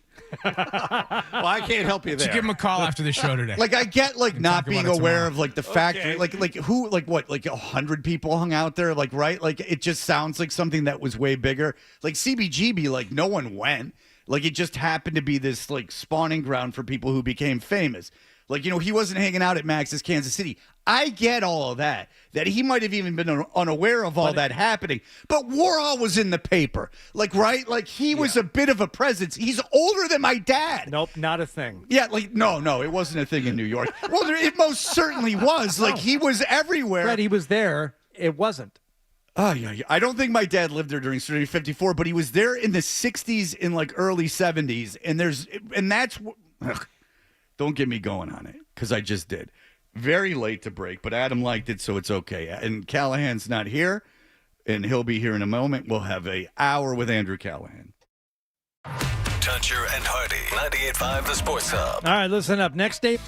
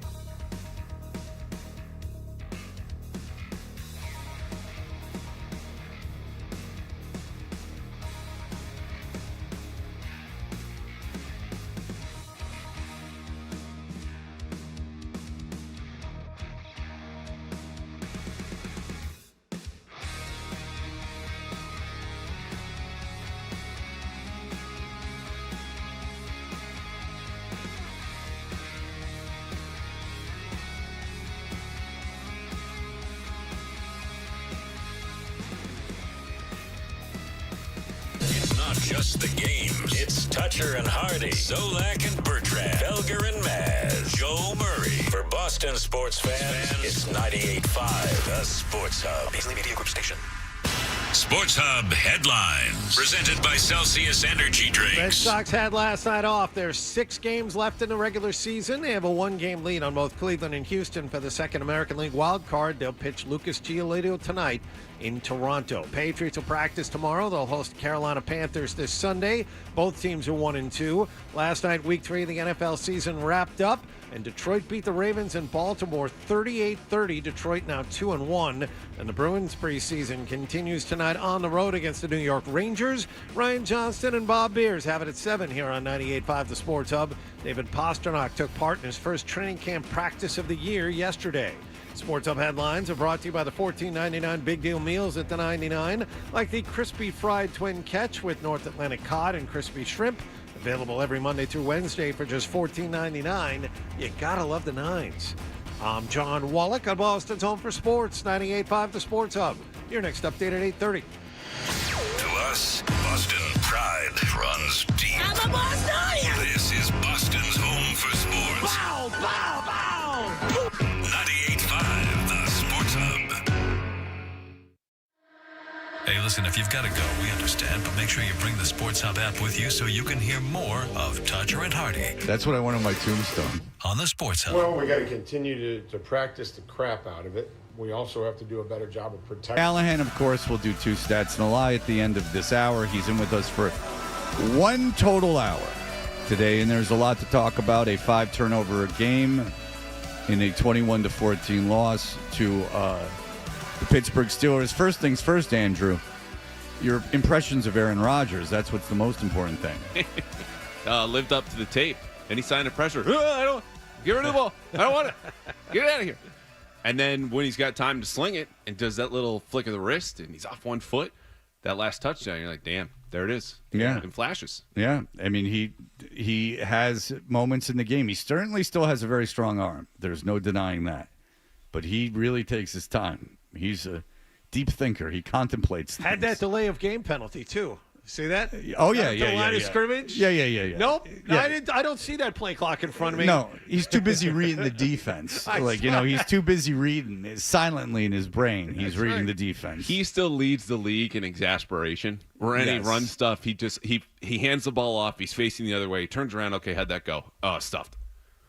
Yeah. 2 hands up in the air. Oh, someone runs a wrong route, or it's half a yard, or he doesn't complete it. Hands up back in the air. Just like the body language. It's not good in that guy. Yeah, and you could tell he read right where Spillane was because he was able to put it right in his chest. Right to him, yeah. Yeah, and we've already broken that play down. Spillane just basically dropped back and stood there, and he just got hit in the chest. Well, can I tell you about that? Because I tweeted that out yesterday. This would have been after the show. Like, Rodgers hit a seam throw down the left hash on 3rd and 10. Patriots had a blitz, but it was a similar coverage structure. And so early third quarter, that was in the first half. Early third quarter, that Spillane pick, it's 3rd and 10 again. Patriots are in cover 3, which means the seams are supposed to be wide open, and they're kind of giving away what they're doing. So Spillane goes, F this, I'm not going to be thrown behind. He drops to 10 to 15, closer to 20 yards down the field, where he should never be under any circumstances in cover 3, goes towards that seam, and Rodgers being like, I can do this again. No. Like, that was Spillane, I think, having good situational awareness, which thank God, because none of the other linebackers did. No, and you had made the point that Spillane, while he was missing a lot of tackles because you had that big nugget for us last week, you talked about him being good in pass coverage. You liked him in pass coverage. You know what's interesting? I think he's fine, but this is a case of whether you're a pro football focused person or you like some of the analytics, you got to understand they'll have different answers. Like if you guys ever talked to Aaron Schatz from formerly Football Outsiders, once. He does a little bit ESPN. Okay, we had him on the show. So once. he's considered, big, long-time analytics guy. He goes, my numbers on Spillane are really good in coverage. And Pro Football Focus is like, this guy's a boulder out there. Can't move, not getting in the way. So I think he's somewhere in the middle. But even when you get people that you consider experts and their numbers and all the data, they'll tell you 2 different things. It's like UZR in baseball. It's like there's some things that aren't quantifiable. Like they're not. It still is opinion, right? There is still opinion involved in those stats. It's not like yards rushing. Yeah. or miles per hour when you're running. Like those are things that they can measure. There's no exact equation that leads you to that number. Exactly. Yes. Well, UZR is where they think the fielder should have been able to field the ball. I mean, that's an opinion. Any way you slice it, no matter how much data you have, that's your opinion. That most guys could get to a ball. It's kind of a ridiculous measure because who knows? It's just some one guy deciding who should get the balls. It's and they're ridiculous. Using a ton of GPS data, like all the next-gen stats is the league having basically dots on each of the players, and they're telling you, okay, he got, say, 3 yards over expectation on this run, meaning the running back did extra work, and that's based on his proximity to the offensive lineman and then the defenders. On average, who would get 2 yards? Well, he got 5. That's 3 over expected. The issue with that is, well, how good's the offensive line? Like, if you're running behind the Eagles' offensive line, your opinion, rightfully, would be that's better than the Patriots. But you get 5 out of a run that should have gone 2 behind the Patriots' offensive line. That's probably worth 4 extra yards. Behind the Eagles, you're like, well, you probably would have gotten there anyway. You know what I mean? Like, even if you get as exact as you want, all the tracking, there's still some sort of context that can't be delivered by any one number. Okay, let's get to the big problem with turnovers. We'll save Stevenson for next break when we have a little bit more time. But let's talk about, I look at it as a kind of even a positive that you turn the ball over 5 times and still managed only to lose by a touchdown. I mean, with an opportunity to tie. I mean, that's a team that should have more talent than you, and you were able to hang around. But let's get into play calling. They're on the goal line. There's a tip pass for interception. They don't run the ball in that situation. They don't run the ball at all on the goal line. What now that you've watched it again? What's your thinking? What was going on? Was there something that maybe the average fan didn't see that they were trying to exploit? So this was emblematic of their larger game plan on offense. And I understand playing at the 2-yard line is very different than playing at the 98 behind you, and especially when you got a full field. But the game plan was to just relentlessly pick on the Steelers linebackers who are over-aggressive, who are not good in coverage. And you'll see the first play where May turns around, the other player they were picking on, and I think should have done this more, was Brandon Eccles, the corner, who on that 1st and goal bites a little bit forward. Austin Hooper's wide open to the left, but May's got a little bit of pressure and didn't want to throw it. 2 plays later, Eccles gets the pick. But their whole thing was, we can throw this because we know you're not going to do the right thing. And sometimes they were right. That Hunter Henry touchdown to start the 4th quarter was a blown coverage by Peyton Wilson, who's a bad linebacker for the Steelers. But in that moment, they said, okay, they're putting all their big bodies on the field. They're going to plug up the interior gaps. We'd rather not bang our head against the wall. I would argue, hey, it's just 6 feet. Like, you got to try once. But their plan was, we can exploit these guys if we do it often enough. And maybe they would have had May put a little more air under that ball, but it got tipped and picked. Okay. Do you have a problem with the play calling there? I didn't like it. I didn't like it in the moment. I didn't like it on retrospect, but I had a little bit more context rewatching the game being, okay, I could see what they were going for here. And especially when you rewatch and look at how Pittsburgh lined up, I'm going to bet on Cam Hayward and TJ Watt over Jared Wilson and Will Campbell. That's kind of where I got. And TJ Watt was across from Morgan Moses, but we know he's a better player than any of the Patriots' offensive line. Okay. Oh, I wanted to get back to your original premise. We're trying to look for the positives here in the Patriots, and it depends on how you saw this team at the beginning of the season. But was Sunday more about the Patriots being better than expected to be able to overcome the 5 turnovers, or is it Pittsburgh just being horrible and never being able to capitalize on much? I think you have to look at this as, if the Patriots just hold onto the ball one more time, they get out of there with the win, which you could say, oh, they deserve to win that game. I would argue holding onto the football is kind of fundamental to football. So if you screw that up, first and foremost, you don't deserve anything. No, that's what was kind of my point, is that, you get 5 turnovers. You're fortunate only to lose by a touchdown. And Vrabel put it perfectly. He goes, turnovers erase all of the other good things that you did. They did a ton of good things, and I'm not saying they don't matter, because I think that stuff will carry over more week to week. Like, it's more likely we see Drake May beat the blitz, statistically have a good game against Carolina, than we see the Patriots fumble 4 times again. But when you fumble, it doesn't mean you get to call this half a win, because statistically you won in all of the efficiencies and everything on the stat sheet. The scoreboard is the scoreboard, and that says the Steelers beat you because you screwed up more than they did. So I'm sorry, I can't be as positive about it, because when you put it that way and you're talking about the fundamentals, this is the one thing that Vrabel was supposed to be really good with, right? It's the chess metaphor of like, perfect strategy does nothing for you unless you have good tactics, right? And tactics are the fundamentals. So you can have a good game plan. You can have Josh McDaniels in there as your offensive coordinator. The pieces are the pieces, and they're not great. So what do you need above all else if you're the New England Patriots right now? Good fundamentals, good tactics, right? We'll start there, and we'll see if these pieces that we have are able to implement the strategy if they're good enough to do it. The tactics are crap right now. The fundamentals aren't there. Turning the ball over that much is going to undo good teams, and this isn't a good team personnel-wise. So what's Vrabel doing? If he's not taking this team from the bare bones and helping them and helping his coaches coach the basics, the fundamentals, then maybe things aren't so rosy. Sorry, Fred, and I know you're kind of playing Angels advocate here and being positive with some of it, but I know you also feel that way. I can't feel that way with a head coach that's supposed to be just a good, sound, fundamental football guy if the fundamentals are this bad. I agree. That's why I say you can be happy about all the statistical things and the efficiencies and the things you did right. But if you screw up the most basic things, none of that matters. It's like the Celtics being like, oh, well, we beat the Knicks because we got better shots than they did. Well, who's winning the basket? And I put it this way in the simplest possible terms on my podcast last night. You guys remember Liar Liar, of course?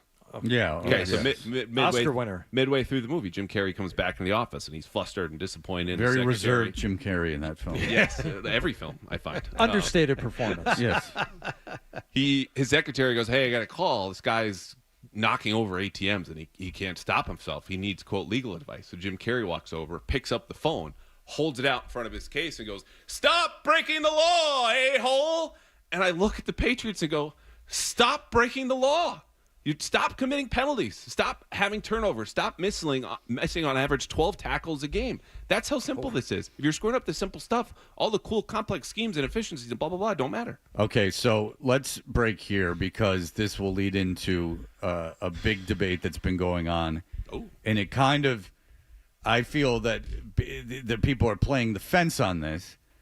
So because I agree with everything you said, but with that comes repercussions. So we will talk about that and Andrew's feelings on the Stevenson situation in just a moment. Stay tuned.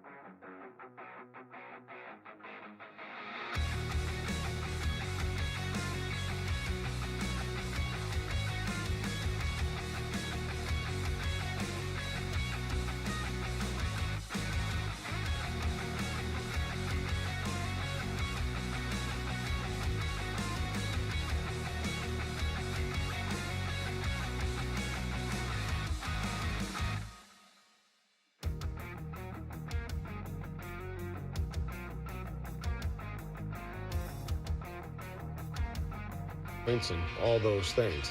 Right? So we just got to get it fixed. And I know there's no easy fix, and the only thing I know how to do is work, and we'll work at it. If I feel like, or we feel like that it's in the best interest to limit those opportunities, then we'll have to do that.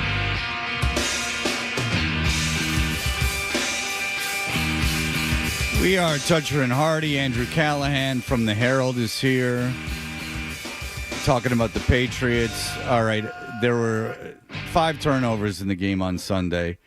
Reintegration Stevenson was responsible for 2 of them, including 1 on the goal line. So he's got a fumbling problem. That's a fact. All right, so we were talking to Mike Reese, and I was being kind of like more positive about it, and then Mike was like, yeah, but with Vrabel, and I'm paraphrasing here, and I hope I'm getting his sentiment right, but like with Vrabel, with these penalties and turnovers, these are all things that need to be buttoned up, and you've got to create like this culture. And so, you can't create a culture and get all your guys in 3 games into a season. But I would argue, okay, well, if the culture is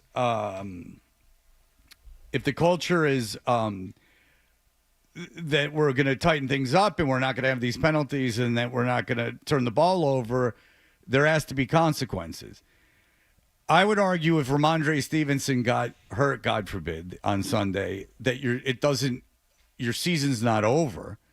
So what are your thoughts of making the statement, creating the culture, and getting rid of Reintegration Stevenson? I would sit him for a week. That's what I would do. I don't think... not dress him? Correct. Okay. We're going to sit him this week because culture, if this is the point you want to start, forget the point Sunday is just to beat the Panthers. Forget everything around it. But culture is habits and attitudes. And within that, as a coach, it's what you enforce and also what you allow. If you allow running back, who had 7 fumbles last year, which everybody knows, to then have 2 fumbles in a game you should have won and 2 fumbles in the first 3 weeks, to then suit up and play a major role on Sunday, what you're saying is, I allow our offensive players to commit the worst possible mistakes and continue to play. That's what that says. Reintegration Stevenson is also someone that, as Vrabel said after the game, and he's approached Reintegration, who I think has had a good offseason amid close tragedy. He lost his dad. Is someone he's kind of handled very softly in a way you don't see with a lot of other players. I don't know exactly why, but I think his point about we're going to need Reintegration because he's one of our more talented players, our better players down the road is right. I don't think you need him against Carolina, and I think what you need to do is send a message that we just won't tolerate this level of screw-up from a guy who's holding the ball, which means he's also holding the franchise. Okay. I think that's probably a fair way to go about it if you're dead set on keeping him and there's no question in your mind that he's going to be on this team going forward. I just don't understand the foot down. It's like, oh no, there's no way we're going to cut him. There's no way we're going to release him. There's no way we're going to go forward on this team without him, because at this point he's a detriment. And he cost you the game last week. To think that you can somehow manage this situation to your benefit. To what benefit? What's the end goal here? To make the playoffs with this team? Is that what they're really thinking? Truth serum injection down in Foxborough, or is it building something? What's the best way to build something? By keeping him around and having him cost you another game? Is that the message you want to send to the rest of the locker room? You know who has the longest plays for the Patriots last Sunday and their win in Miami? It's Reintegration Stevenson. So this is a team that when they've needed big plays, and this isn't even just throw the ball up, go make a play. This is play calling. This is we planned for 6 days, and on the 7th day we said this is what we want in critical situations. They've had man coverage beating concepts that are supposed to feed the running backs because they know those guys are the most dangerous with the balls in their hands. And the only other one in the conversation is Pop Douglas, who's also screwing up. I don't think cutting Stevenson does anything but scratch an itch right now, which understandably is driving everybody nuts. Okay, but what else will do that is to soothe a little lotion on there. Okay, say sit him for a week and then come back and try to fix it. Was it because Reintegration was brilliant against the Dolphins and the longest plays, or is it because they're the Dolphins and he was doing a serviceable job in that role as a running back? So I mentioned in the first break this stat rushing yards over expected. And we talked about that means more running behind the Patriots offensive line, even for an advanced stat than the Eagles. Ramondre is rushing above expected. He's getting more yards after contact than he is total. He has a long catch, arms fully outstretched, with that 55-yard grab, the longest reception of his career and longest throw of Drake May's career. He's also breaking tackles. He, of course, could and probably should get supplanted by Travion Henderson whenever Travion gets through these growing pains as a rookie. But right now, he's not. You need him if you want to go anywhere this season and honestly have an offense that threatens defenses in any kind of way. Because when the Patriots need a first down, that's where they've been going. Wasn't your argument in the first segment, you can do all these great things, but if you turn the ball over, it doesn't matter? Yeah, that's why I sit him. And that's why you make it public, and it sucks for him, but he's got to sit with this because last year he was allowed, the culture that Gerard Mayo had was you can fumble and you can screw up and you can cost the team games, but we'll put you back out there because we believe in you. But what is the end game here? He just cost you a game last week and you sit him for a week. This isn't going to be the last time he fumbles. There's going to be another time this season based on recent history. Well, we'll see. So when he goes and fumbles in week 4 or 5, then what happens? So I want to be clear. When I'm defending Ramondre Stevenson here, it is defending the notion of cutting him. It's not that he played well. It's not that he didn't screw up royally against the Steelers. The thing is, if we want to call this, he cost them the game. Drake May had the ball in his hands in a tie game and was in field goal range and fumbled it and lost it. Okay, here's the deal. Let's deal in reality. Drake May is going nowhere. Right. So that's just not an option. No, but you're not sitting him, you're not starting him, none of that's happening. The point is this. And I'm not hell-bent on any of this anyway, but I don't think you can have it both ways. If it's unacceptable to perform this way and you're not going to take, what do you call it, like character wins or however the hell you want to put it, like moral victories. Thank you. Ugh. I never say it. That's why that's why I couldn't even think of the term. But you're not going to take. I'm serious. So you're not going to take moral victories, right? But you're creating a culture. You can't have it both ways. Like, if you're going to be this hard ass that is like, all right, no matter what you did well, you screwed up, and this is what there has to be consequences for that. And Vrabel's in a position as a new coach where he can do stuff like this. Like, that's not his guy. That's not someone that he drafted or extended. We took a running back in the top of the second round. If the argument would be like, against the Steelers, if we would have played any other running back, we probably win that game. There's a much greater chance of us winning that game because the other running back's not going to fumble 2 times. He's certainly not going to fumble on the goal line.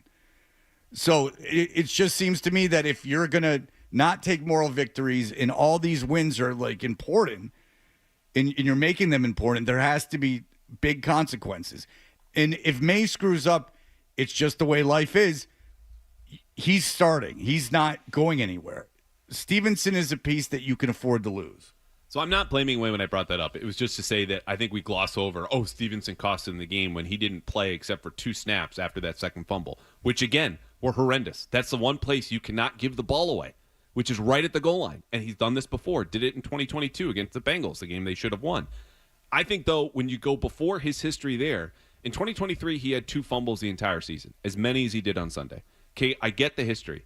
I think when we talk about punishment or consequences fitting the crime with Mike Vrabel, sitting a game, a public benching, you're going to be inactive, you're going to be on the scout team this week, and then we'll see how things go against the Bills.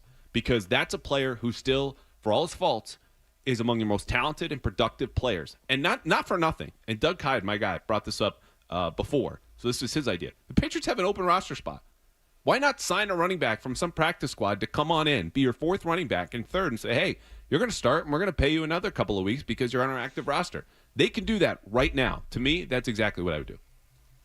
Well, I think for Vrabel, he's going to have to be very, very careful with the message and how it's sent to the rest of the team, not just to Ramondre Stevenson, because by keeping him around and eventually playing him again, and who knows if he's going to sit at all. He may not sit at all. We may see him as a featured back on Sunday, for all we know.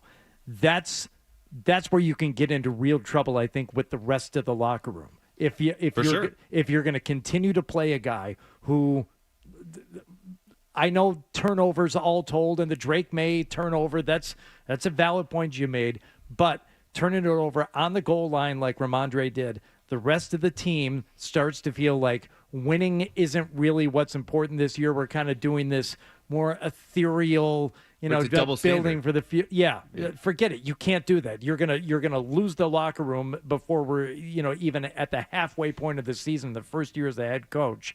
And I wouldn't blame him. I went like, what the hell are we doing out here? Why are we getting yelled at? Why is this guy being such a prick when going out here and winning games doesn't matter? Why do you think it doesn't matter? Because the guy who constantly coughs up the football is still out here playing and getting as many reps as anybody else. So you would cut him?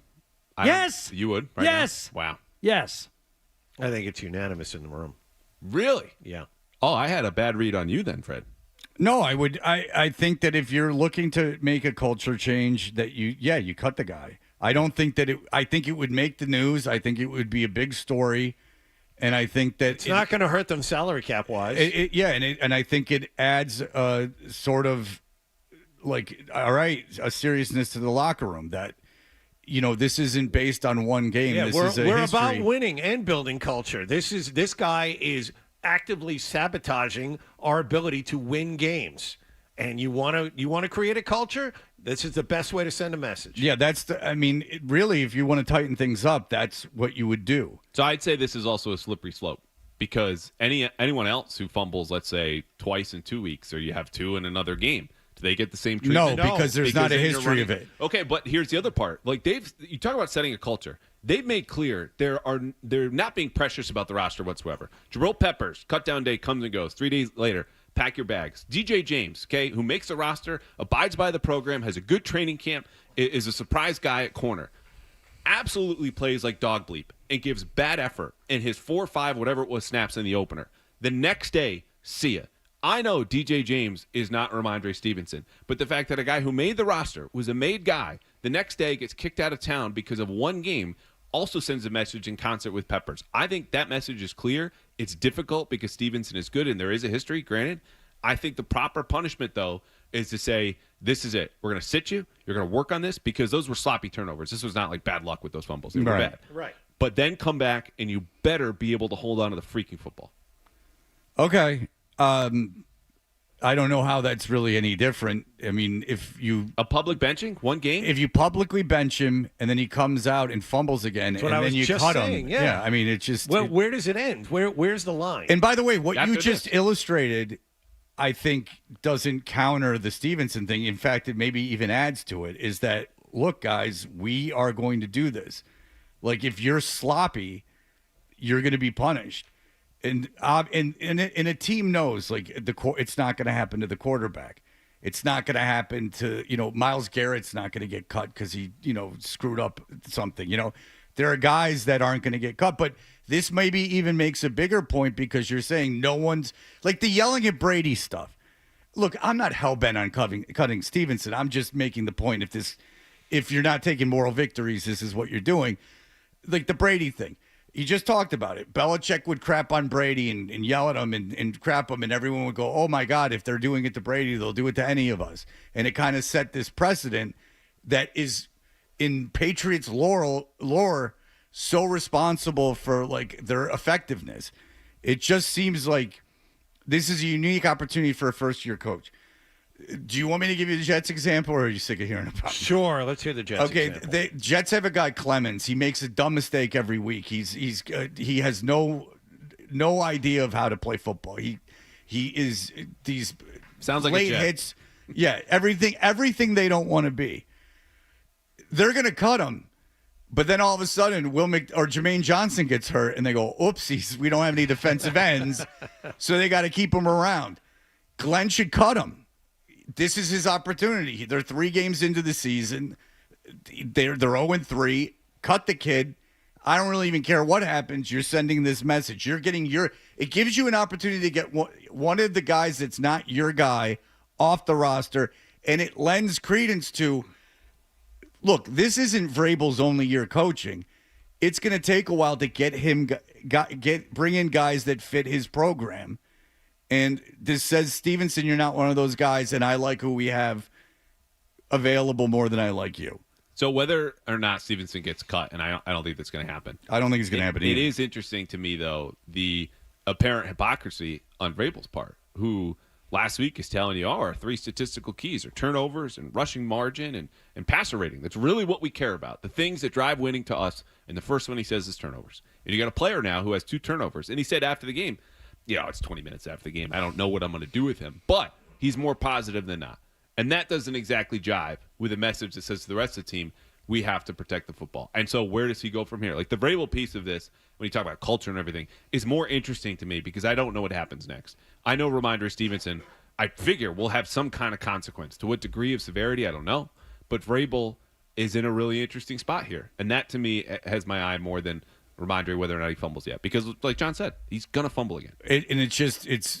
It's a unique thing, and it's kind of it's like, I agree with you. It's really interesting because this is the time for Vrabel to do this kind of stuff, right? Like, next year's not the time. Wouldn't you agree? Yeah. Like, next year's not the time to be like, this is the time to be making this kind of statement. Next year, you should be on your way. Right. This is the first year where you're just building everything This in. is a team that's not going to do anything. We also know that Antonio Gibson fumbled, which is independent. It's not absolving. It's not forgiving Reintegration Stevenson. But The when you cut a history guy isn't there. It is, though. That's It the whole is. reason they did not bring him back in Washington. Yeah. Oh, my God. I think he had 5 fumbles his last year in Washington. So then you're going, we're going to cut this guy who's fumbled more. Don't get me wrong. Very bad. Reintegration Stevenson cannot hold on to the ball. It is a cardinal sin at that position. But the guy you're giving the ball to next is, Travion Henderson a little bit while he screws up in blitz pickup, but is a guy who also fumbles. Nah. That's who you're left with. Cut everybody. Cut them all. Terrell Jennings, come on down. Have open tryouts. Get a 4th running back in here. Do it. Yeah, get a whole Marky Mark thing happening. Get open tryouts and find some guy that, who's still got it, got a little tood. Got a rude tood. Edelman went on a whole tour and got to see where that guy grew up and where he was playing his playground football. See, I didn't know if he got the. the tour. I just knew that he got back to the hotel. That sumbitch of a movie was on, and he just. Yeah, he said that the movie's on. I was just walking on the same streets that guy walked on. I was eating the same cheesesteaks. It's get my funny. hair cut at the same barber shop above the cheesesteak place. Yeah, and it's like really the only movie set in Philadelphia too. So it's like if you ever wanted to see a movie in Philadelphia and you wanted to see that as a background, you're pretty much that's it. Yeah. I mean, I can't think of anything else where Philadelphia's in the backdrop. It's Big almost ups- like they would make a statue of it or something. I don't know. Big That's another upset thing. for Edelman. Only 32 minutes for his acceptance Yeah, speech. that's unacceptable. I don't care. I don't know one word he said. It's still I unacceptable. thought it was going to go. Well, I thought he was going to go longer. Unless Home it's- Alone 2 Lost in New York is close. That's the closest thing I can think of because it's nearby. Yeah, I it's an easy consider train that ride. a Philadelphia movie. It's an easy train ride. All right. Next thing you know, they'll make a movie in Boston.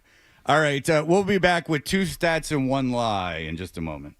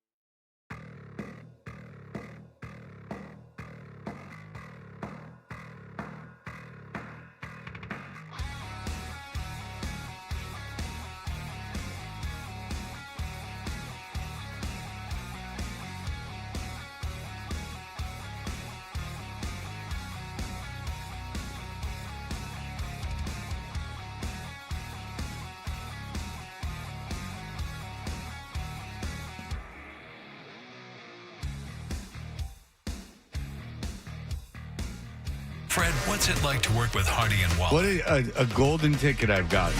There you have it. Toucher and Hardy resumes on the Sports Hub.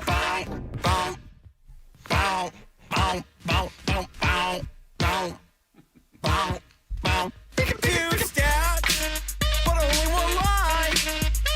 Andrew Callahan is here with 2 stats and 1 lie. Yeah, Andrew Callahan from the Boston Herald's here, and it is time to play, Hardy. Let's do this. It takes 2 stats from the other 9. That kind of mixed well. And one lie It did. you can get it right. We're a good team. Oh, shut up, Adam, with your team. And one lie you can get it right. I hope you team up in a car off a cliff. It's not kind. Right. He didn't say it was gonna happen. He just hopes it'll happen. Yeah. Yeah. I'm not saying I'm going to do it. Like I'm going to cut your break. That's okay. That's fine. All right, Andrew. There was some controversy. You're the one who brought There it was. up. I forgot about it, but there was controversy. What happened? So we got an email last week about my week 1 edition of 2 Stats in a Line. This is really week 4 as we go into it. And the emailer said, "Hey, Callahan, you screwed up." And I had given all lies, I thought, but there was one truth in there, which is the twist this year. If I tell all lies, you guys catch me, you get 3 points, not 1. And I had flipped my dates in 1994, which was the last time the Raiders won in Foxborough. Raiders obviously just did that a couple of weeks ago. And when Hunter Henry was born, because the lie was the last time the Raiders won in Foxborough, none of the Patriots' current captains were alive. Now, which of the 3 was that one? Do you remember? Do you like the order? Yeah. I think it was number 2 or 3. Do you have all your? I was gonna say if he it was keeps number stats. 2, then Fred got it right. So we're gonna give Fred a win, and we're gonna take away 3 from Andrew. All right. Oh, I wow. told you I would accept any Well, punishment. thank you, Hardy. I wouldn't have been able to figure that out on my own. I'm not being sarcastic. I'm glad that you're keeping stats. So now we all have 1 win. We all have 1 win, and Andrew goes from 7 to 5 because he still fooled me and Wally. So what are the updated records here? It's 1-1 and 1. 1-1-1, and you have 5. All right. What are you doing on your phone? You're all over that thing. No, I was trying to find the notes because I want to make sure that it was number 2. All right. And if it was I told you my notes were screwed up Andrew, earlier. who cares? I get a point. Oh, Good. I care desperately. You don't care. I think the other 2 might have a say. I want a point. All right. Well, then you know what? I'll take your word for it off air. All right. Let's move on. Let's do the contest. It doesn't have to be done right now. Okay. How about I don't get a point? Okay. All It's right. okay with me. All right. Well, I want you to get your point. Well, thank you, Hardy. All right. Let's go. Let's get to the point. Okay. And that's the contest. Very good. Number 1. The Patriots offense has more turnovers than touchdowns. Very simple. Number 1. Patriots offense has more turnovers than touchdowns.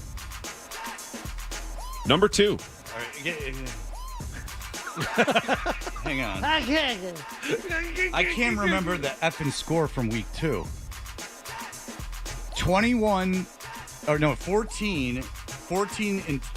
14 and 10, right? 14 and 10. Okay. Was it 20-10 the first game? All right, I got it. This is now you've got numbers involved. All right, go ahead. Keep going. Go ahead. Number 2. You go. The Panthers were the last NFC team the Patriots beat, meaning they beat every other NFC franchise before they finally beat Carolina. Oh, okay. Number 2. Okay, in the history of the history of the Patriots. franchise, the Okay. Panthers were the last NFC team the Patriots ever beat. Okay. All right. Number 3. With 171 receiving yards, Tyquan Thornton has more receiving yards this season for Kansas City than any Patriot does. Okay. Number 3. With 171 receiving yards this season, Tyquan Thornton has more receiving yards than any Patriot. Okay. I'm going to get this wrong. I'm going to get it so right, and All right. I know why I'm going to get it right. All right, go ahead. Then you go first. Again, paying very careful attention to what Andrew said. The Patriots offense, right? Offense has more turnovers than than they do touchdowns. Mm-hmm. So you're talking about Patriots offense touchdowns also. That does not factor in defensive touchdowns? No. Okay. So number one is true. Okay. Oh, crap. Well, there was a special teams touchdown. So Has sure there of been a himself. defensive touchdown? There was the kick return. Wallach, why don't you look this up? Or a special team. No. Yeah, I know. I am free of I all. don't. Was there a pick six or a fumble in the end The zone? Patriots have more turnovers than touchdowns. That's true. Okay, I agree with you there. The Tyquan Thornton one seems like obvious. It's like, yeah, he's killing it. Now he's Patrick Mahomes binky now. So to me, that feels like a lie. It's like, it's going to be close, but no, not quite. I do think that the Panthers were the last team in the NFC that the Patriots beat, just based on the history of the league when they came into the league. So that makes sense. Mm-hmm. So I'll say 1 and 2 are true. The last one is false because that seems obvious, and the last one's false. Fred, you want to go next? You want me to? Yeah, because I have 3 as the lie too, but I don't think I'm right. Because I figure Hunter Henry's got 1,000 catches, that he's got to have more than 171 yards receiving. But I thought Hunter Henry last week was something, and I got that wrong. You go. I got to figure this out. I got to make a statement. All right, go ahead. Go ahead. We got a couple I minutes. thought you were feeling good. You got 1 point off the top because I screwed up. Yeah. Go ahead. I like the phrasing. Now you have to pay attention to Andrew Callahan's phrasing without getting too much into the weeds. I actually agree with Hardy. And worry about whether he's got it right to begin with. That's a good That's point. a whole new worry. That's a good point. I am in agreement with Hardy this week. Okay, I'm going to say 2's the lie because watch, Hunter Henry has 170 yards receiving or something. We didn't even factor in it could be an all-lie week. No, that's too soon. He would do 2 right away and then wait until like week 17 or 18 to drop the bomb on the last one. And we'd just be sitting here thinking. All right, I'm sticking with 2 as the lie. You guys sticking with 3 as the lie? 3 is the We're lie. sticking with 3. All right, go ahead. You said number 1 was a lie. No, he said number 3 3 was a lie. I thought number 1 was a lie, but I just John and Hardy have 3, and I have 2. That's too bad, Hardy. You had me. Number 1 is the lie. The Patriots offense has 6 turnovers and 6 touchdowns. I almost said the words, this is a Hardy special, because you always pick up on this is going to be equal than, and that's why it's not more than. And you were right there. But I don't know if Fred has passed on whatever was ailing him at the end of last season. No. Because it he's was ailing thinking me all clearly. season. It was ailing me all season. So, and Fred, when you called me out for being on my phone, I will be very clear now. I was panicking that I had another one wrong here today because I just can't do it. So we are all set. These are all we do not need any fact checkers, but feel free if you want to go ahead. And here's the breakdown. Number 1, Patriots offense. That offense is the key word. Okay, they have 7 touchdowns overall, but only 6 on offense and 6 turnovers on offense as well. See, I picked up on that part of it, but you did pick up on that. So number 2, the Panthers, until the Texans entered the league, were the last franchise the Patriots ever defeated. Their first win over Carolina was at the end of the 0-1 season. It was obviously their first Super Bowl run. They go down there and embarrass the Panthers in a game that was actually postponed because of 9/11. That's right. That's right. Right. Tabucky Jones, I think, got a pick 6. Yeah, It was Otis Smith. I remember that. Number 3, Tyquan Thornton, 171. Hunter Henry, 165. It's close. I kind of did have it. I talked myself out of it at the end because I had the touchdowns and turnovers flipped in my mind.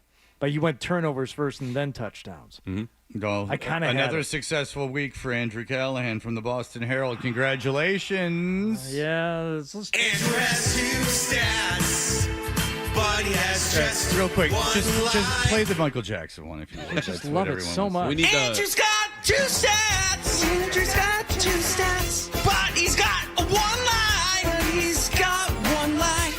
Andrew's got 2 stats. Andrew's got 2 stats, but he's got 1 lie. He's got 1 lie. Woo! Come on, girl. All right, there you go. That's what I had to hear. All right. Standings, real quick. Yeah. Because I have no idea where I'm at. Well, it's 1-1-1 still. Okay. You gave Fred a point this week, so we're all tied. All right, we're all tied at 1. That's the way it All right, should very be. good. All right, Andrew, thank you so much. Read him in the Herald. We'll have him back next Tuesday. We'll be right back.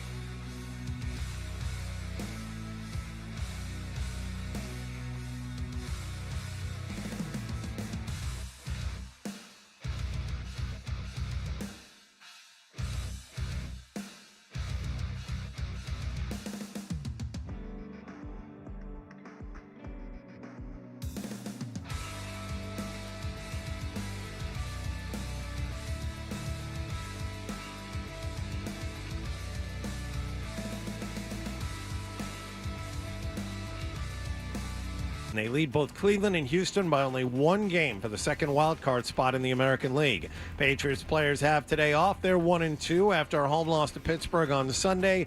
Players will practice tomorrow. They have another home game coming up this weekend against 1-2 Carolina. On Monday Night Football, Detroit beat Baltimore in Baltimore 38-30. Bruins had David Pastrnak at practice yesterday for the first time since training camp began. They continue their preseason tonight at Madison Square Garden against the New York Rangers. Ryan Johnston and Bob Beers have the call at 7 here on 98.5 The Sports Hub.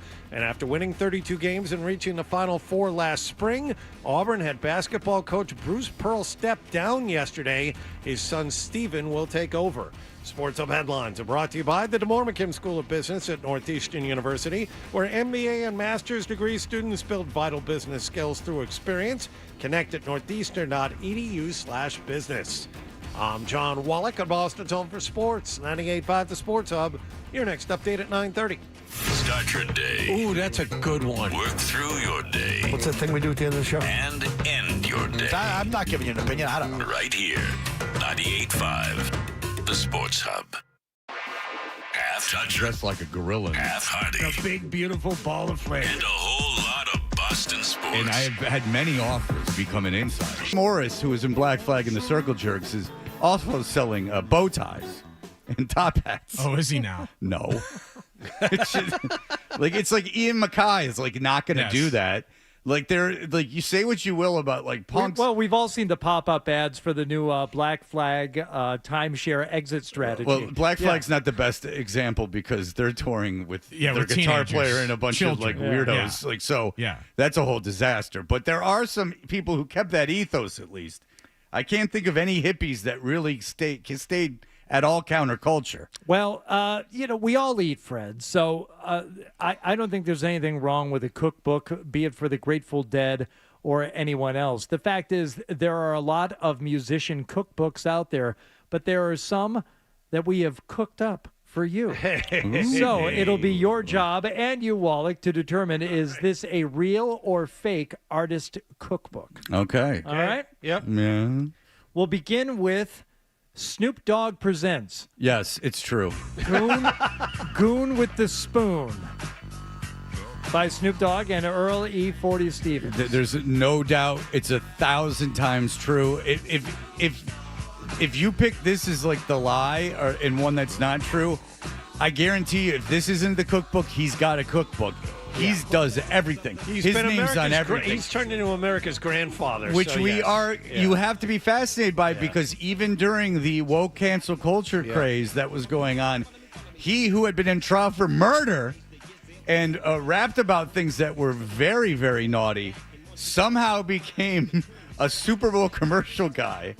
Like and I'm not like hating on it. I just think it's an interesting cultural thing that we choose to like remove some people for what they say. We get out of here, but some people we go, oh, it's cool that you said all that, or that maybe you murdered a guy. You just keep doing what you're doing. Wasn't there a period of time he was hanging out with Martha Stewart as well? Well, yes, there's a period of time. No, that's absolutely true. I mean, it's a whole thing.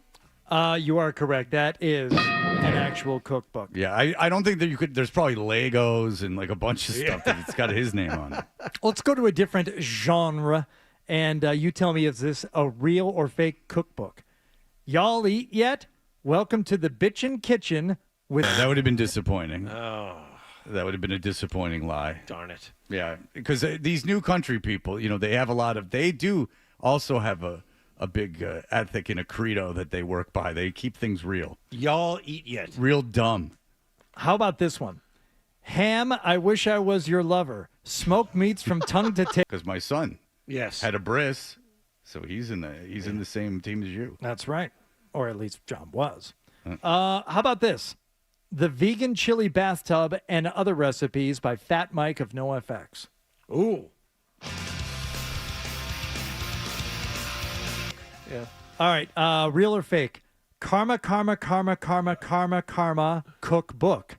Great tasting dishes to nourish your body and feed your soul. But yeah, that's right.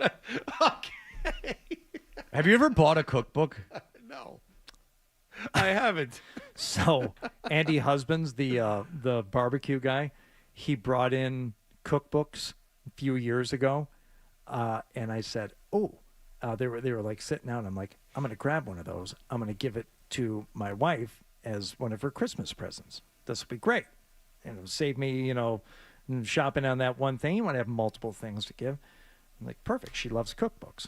So she opens it up. She's like, oh, Andy husband. Opens it up, and it says, to Zoe, thanks for being a great supporter of All Line Restaurants.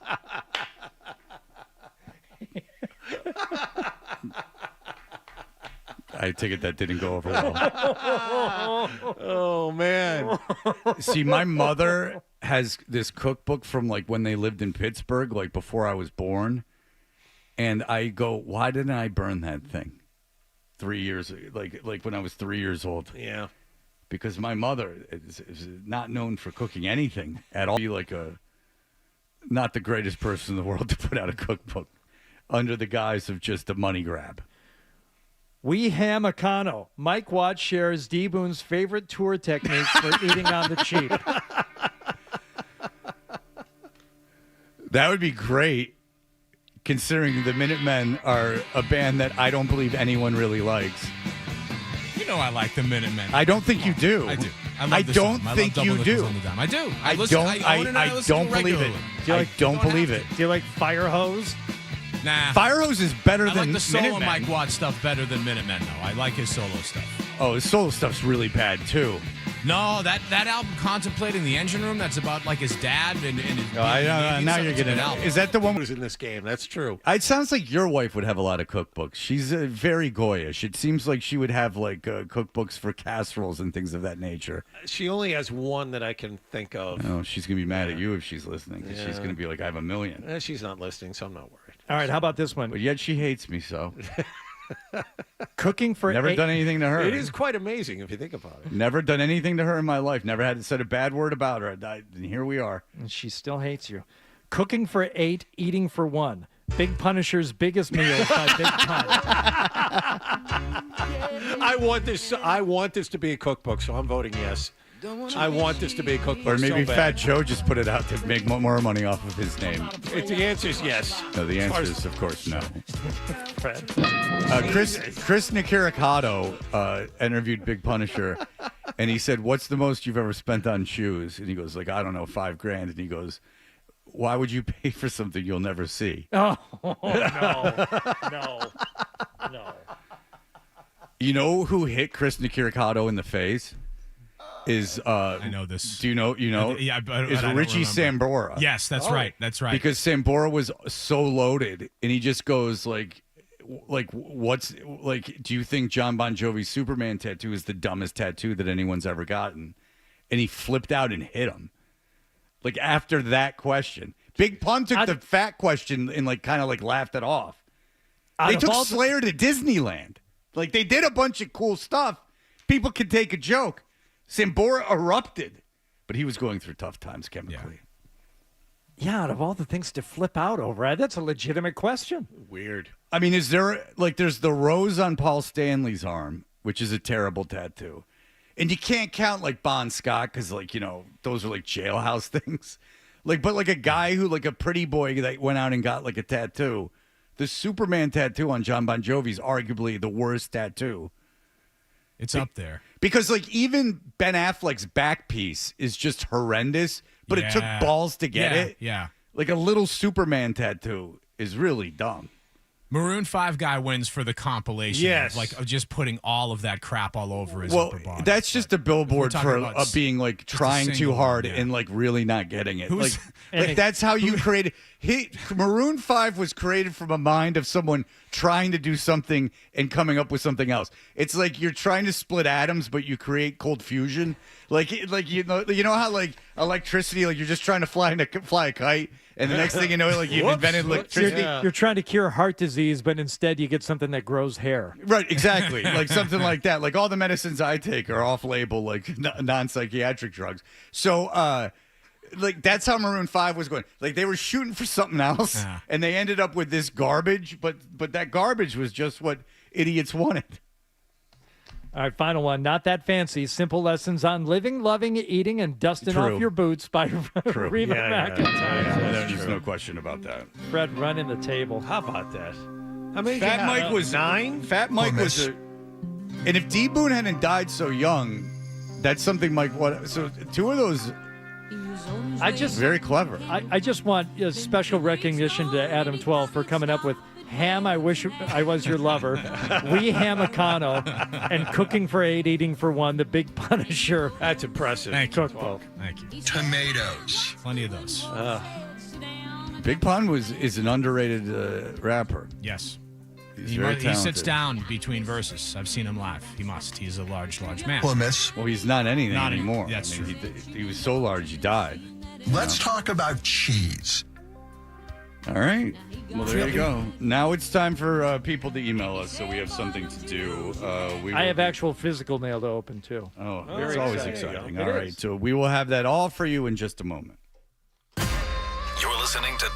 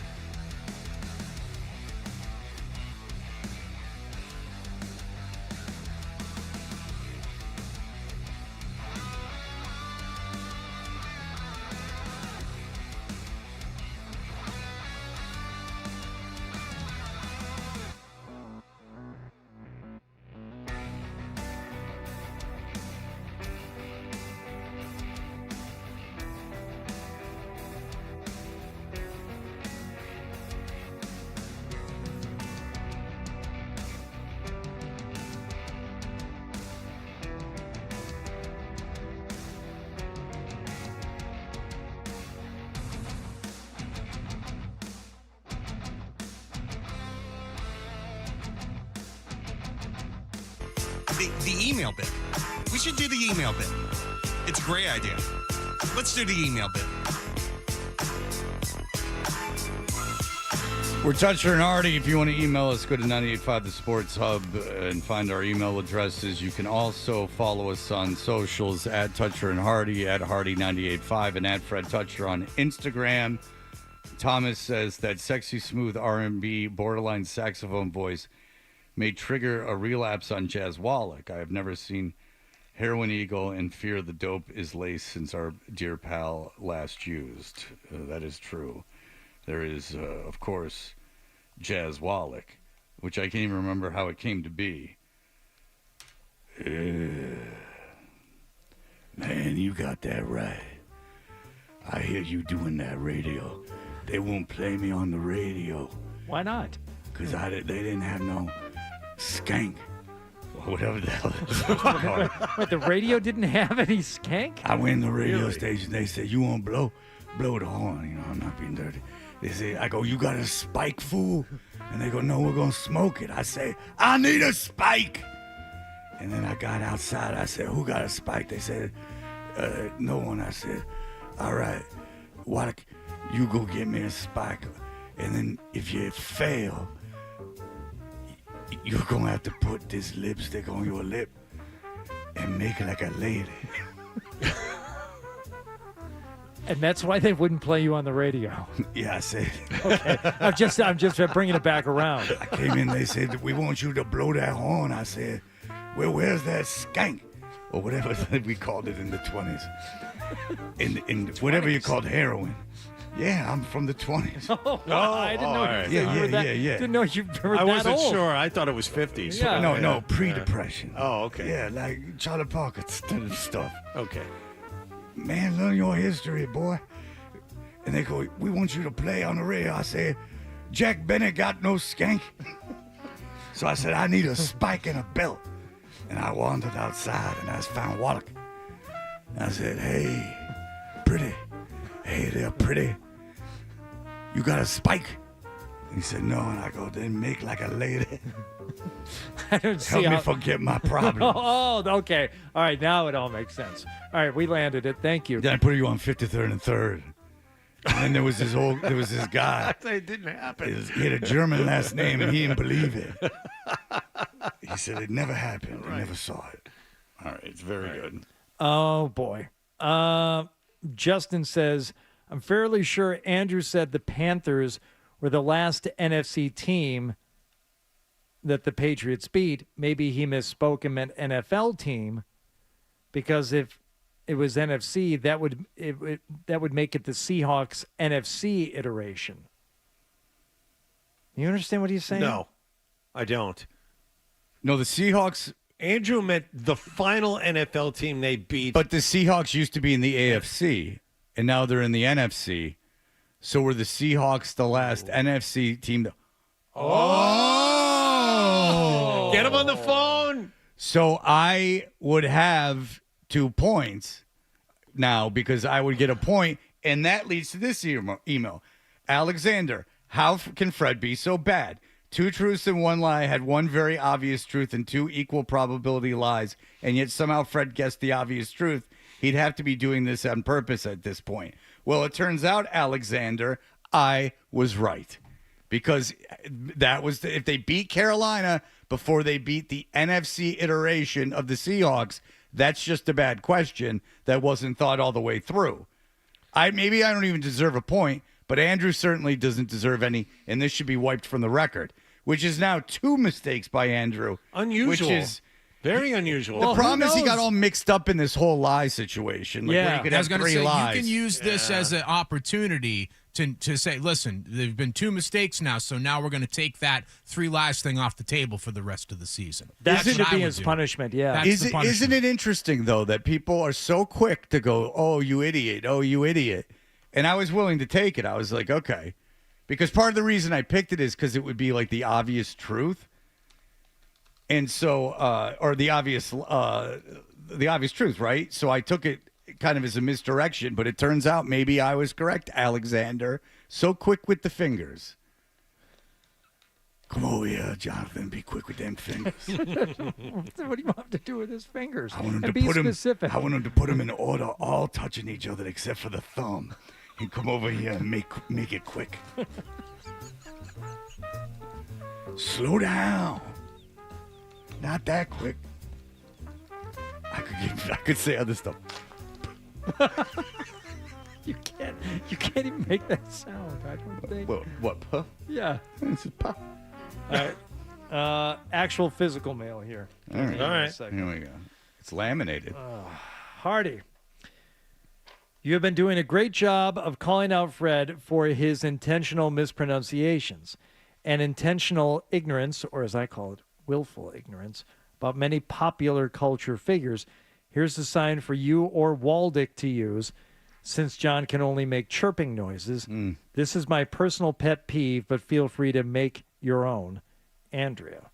Okay. And the sign says, it's pronounced interview, not interview. So the notion is I'm so clever and quick that I mispronounce words on purpose. To be that in the middle of a conversation on air, that I am so talented that I deliberately mispronounce things. Well, I will side with Andrea. The interview, or as I would even say, it's not interview, it's interview, and enning, is just a result of laziness and just disdain for doing anything correctly. I've been told that's a Detroit thing. Well, I'm from there, and I don't say interview The or outskirts, and plus you were a juggler, which makes you saw too much of the world too early. When you were touring around with that juggling crew or the magic crew. By the way, somebody was at my sister's restaurant, and the guy she called me one night, and she said, hold on a second. I let you talk to this guy. I'm like, why? What? And he goes, because the subject of magic came up. He was sitting here at the bar, and he said, and my sister said she was from Michigan. She goes, and the guy goes, oh, have you ever heard of the Diamond Sisters? Oh! I guess they were like a big magic act. And she's like, I have heard of the Diamond Sisters. Why have you? And he goes, oh, some guy on the radio back where I live was talking about he was an assistant for the Diamond Sisters. My sister said, this is too bizarre. I'm going to get that person on the phone. It's like, oh, you know him? Yes, that's my brother. And you must have been so excited to talk to him. You must have been like, oh, this is great. I get to talk about the Diamond After you Sisters. confirmed that you toured with the Diamond Sisters, where'd the conversation go from there? He was kind of a dick, and it didn't. The conversation didn't last very long. But my sister said he had a couple of cocktails, so maybe he was just feeling himself. I think he was more trying to make time, maybe with your sister, and was aggravated that this, extra layer came into it. Could have been. You would think that if he listened to the show closely enough to know that you toured, if you would have asked me the name of the women that you toured with, I would never have been able to come up with the Diamond Sisters. The idea that he remembered that. And then brought it up in conversation. Right. Like, why would he be a dick to you? If anything, he would be like, he should be obsessed with you because what a random thing to know about you. I know what he said. That was kind of a dick. He's like, by the way, your sister doesn't own this place. You always say your sister's restaurant. She's not the owner. I said, no, she's like the manager. It's, that's like her place where she's, worked and has a, Right, a because living. far be it for me to go like at my radio station because I work here. Or at my Target. The ground round my ground round, the one that I work at. You're really putting on airs. Which town fair tire do you work at? The one in Walpole? No, mine is the one in Waltham. Yeah, but then immediately you think, oh, you owned it? That made it sound like you owned it. What an odd thing to even be upset about. Yeah. Hardy doesn't want the shame of his sister only being the manager. She has to be the owner and operator of an 80% fail rate business. Let's, your sister didn't make that terrible investment, so she should be taken care of. All right. I'm not getting a lot of good ones anymore. I'm trying to figure out whether or not Andrew Callahan was correct. That Seattle Seahawks joined NFC in 2002, and the Pats didn't beat them until October 17th, 2004. Yep. Wrong, Callahan. That's exactly Wrong. what I was looking at. Yep. And they beat the Panthers 2 years before that. There it is. So I've got what I wanted from Alexander. This tells you about how many emails I got. I've already found it. He said, Fred, my most sincere apologies. You're right, I'm wrong. You're smart, I'm dumb. You're good looking, I'm unattractive. That's Alex at work. Thank you, Alex. This is my dream, is every time that I am, people are so quick to yell and tell me that I'm wrong. And then it turns out that I'm right. I want apologies, especially about the Belichick relationship, where that was greeted so much with, oh, you go, like Fred's jealous. There's not so many Fred's jealous anymore, are there? Fred's just jealous. Fred's just jealous. Uh-huh. This seems to have turned in a way that I predicted. Interesting. I've gotten a few apologies, but certainly not enough to satisfy me. I'll tell you that right now. I just got an email. Oh, please. Yeah, from the Netherlands. No. Yeah. Apparently, some weirdo druggie. You know, they remember I used to work at Rock 92.9, and they kicked that off of 92.9. I put it on AM 1330. It's Bloomberg Radio now. Well, apparently they can pick that up in the Netherlands. I got this guy saying he caught 13:30 AM. Thanks for playing Foo Fighters. Yeah, thanks for playing Led Zeppelin. So there we go. There's my contribution to the email. Adam has an office, so he can program that. That's right. Signs. It's basically like people that put out the sign for aliens, like the radio wave in case an alien can hear it. It's what Adam's Rock 92.9 programming is. That's right. It's essentially like it just bleeps and bloops and different frequencies to make sure the spectrum is what if there were aliens and that was the thing they were listening to and they came down and you were like the biggest star in the world because you were the guy who programmed it? There has to be somewhere that's like that HD too. And that's something. Want to talk about radio failing? How you didn't market, radio didn't market, how we, right? If you want to As get an into industry. the thing, didn't market it as this is free satellite radio. Yeah. Because satellite radio, this radio over the airways was not called terrestrial radio until satellite came out. They successfully branded it as terrestrial, repositioned which it. makes it kind of sound prehistoric, which was nonsense. Really, satellite radio is commercial radio just on a satellite. It's just a different way to get it. I mean, Stern can swear, which I would argue isn't a benefit of his show. Skirting that FCC line was part of the fun. But nonetheless, I mean, obviously I love Howard Stern. But how they didn't just go, all right, hey, there are these new radio stations that are available to you. It's free satellite radio. It's free satellite radio. Free satellite radio. Freedio. I don't care what you call it. Come up with a clever term for it. But it was like, no. HD, what? You're not describing it at all. You're giving people more radio stations for free where you can swear. And was there a limit to the number of HD channels you could have, like subcarriers? It was two per frequency. So they're like every major frequency had an HD1 and an HD2. But was it limited to that? At first it was. I don't know. I mean, if it continued to be. I'm only saying because it wasn't just one. You could have at least two, and who knows? Maybe you could have had more. And yeah, the programming, you could have made it whatever you wanted. You just had to let people know how to, number one, that it was there, and number two, how to get it. There are still people who don't know how to get it. And I listen to the HD channels. I listen to this HD It's in a lot of automobiles, which obviously is where a lot of people listen to radio. It's in practically all of them now. All you have to do is turn your tuner over one, and you get 98.5 HD2. You can hear previous program. We could put anything on that, but it's the ship sailed on that. All right. Well, look, I'm sure people are as interested in that as we are. The mislabeling. Well, this guy in the Netherlands couldn't be more happy. All right. I'm going to email him back. One more. Sarah, Please do. Sarah from Everett.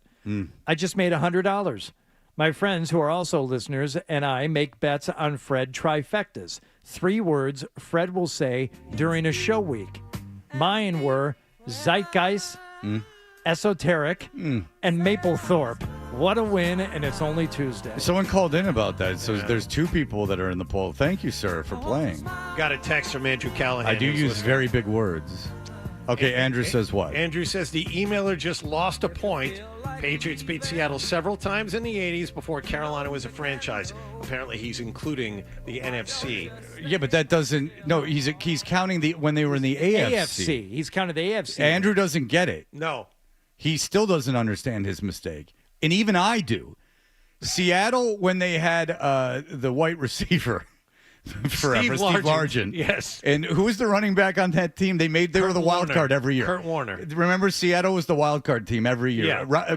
Jim Zorn, Kurt Warner, Steve Largent. Yeah, they won 8 games every year and made the playoffs. Now we just need to focus in on what his punishment is going to be. Is it going to be taking away the stupid 3-lie option, or do we make him turn his hat around? Ooh. That's a tough call. The backwards hat. Well, I mean, the sky's the limit. I don't want to limit it to this on-air conversation, but he still doesn't even understand how he's wrong. The Seahawks were an AFC West team for their whole existence, and then they got moved to the NFC.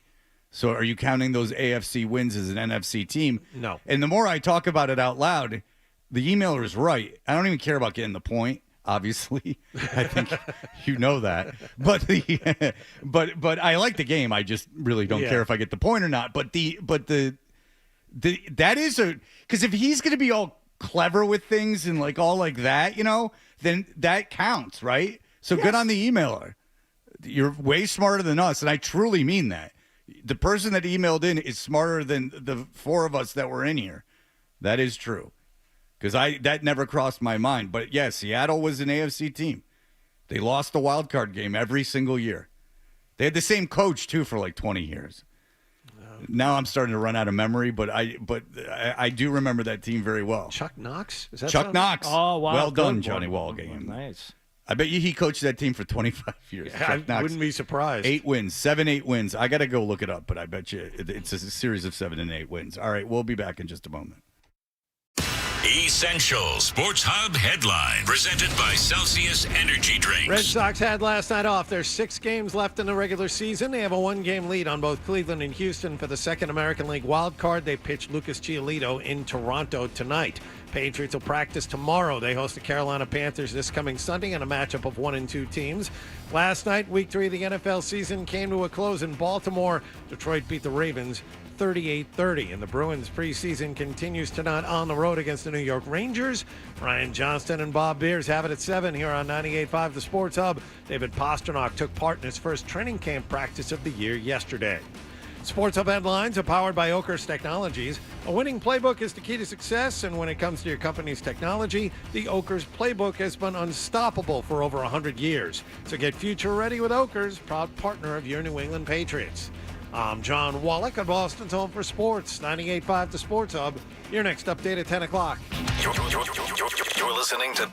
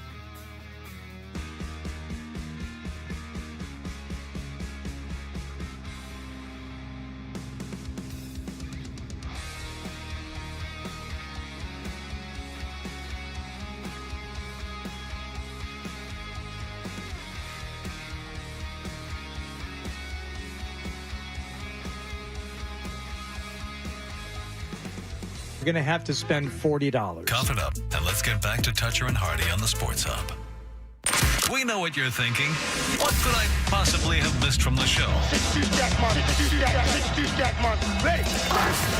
It's time for The Stack on Toucher and Hardy. That you got to give it credit to the steady white receiver in Steve Largent. Yep. He was the guy. Very quickly here, an associate of Joe Exotic from the Tiger King has died. Can you guess how? I was mauled by a tiger. Jet ski crash. That is correct. Ryan Easley was handling a tiger during a Saturday show at Growler Pines Tiger Preserve in Hugo, Choctaw County. Sheriff Terry Park tells TMZ. This happened in Oklahoma. That's terrible. Is there anything that's more depressing to look back on than Tiger King? Because that was the thing that came out right when COVID hit. Yep. That and The Last Dance. Those are two things that are just like depressing now. Why So is The Last depressing. Dance depressing? Because it was COVID that everyone watched it. all right. No, it's nothing that happened. Yeah. The Last Dance was fine. No, it does bring back feelings of, oh, my God. And it's funny because I like Patton Oswalt, but every time I see him now, I think of how he was like, stay inside. Like, there's literally, it's not like there's not every movie ever made available. Like, oh, okay, yeah, I'll just watch every movie ever made, and that my life will be great.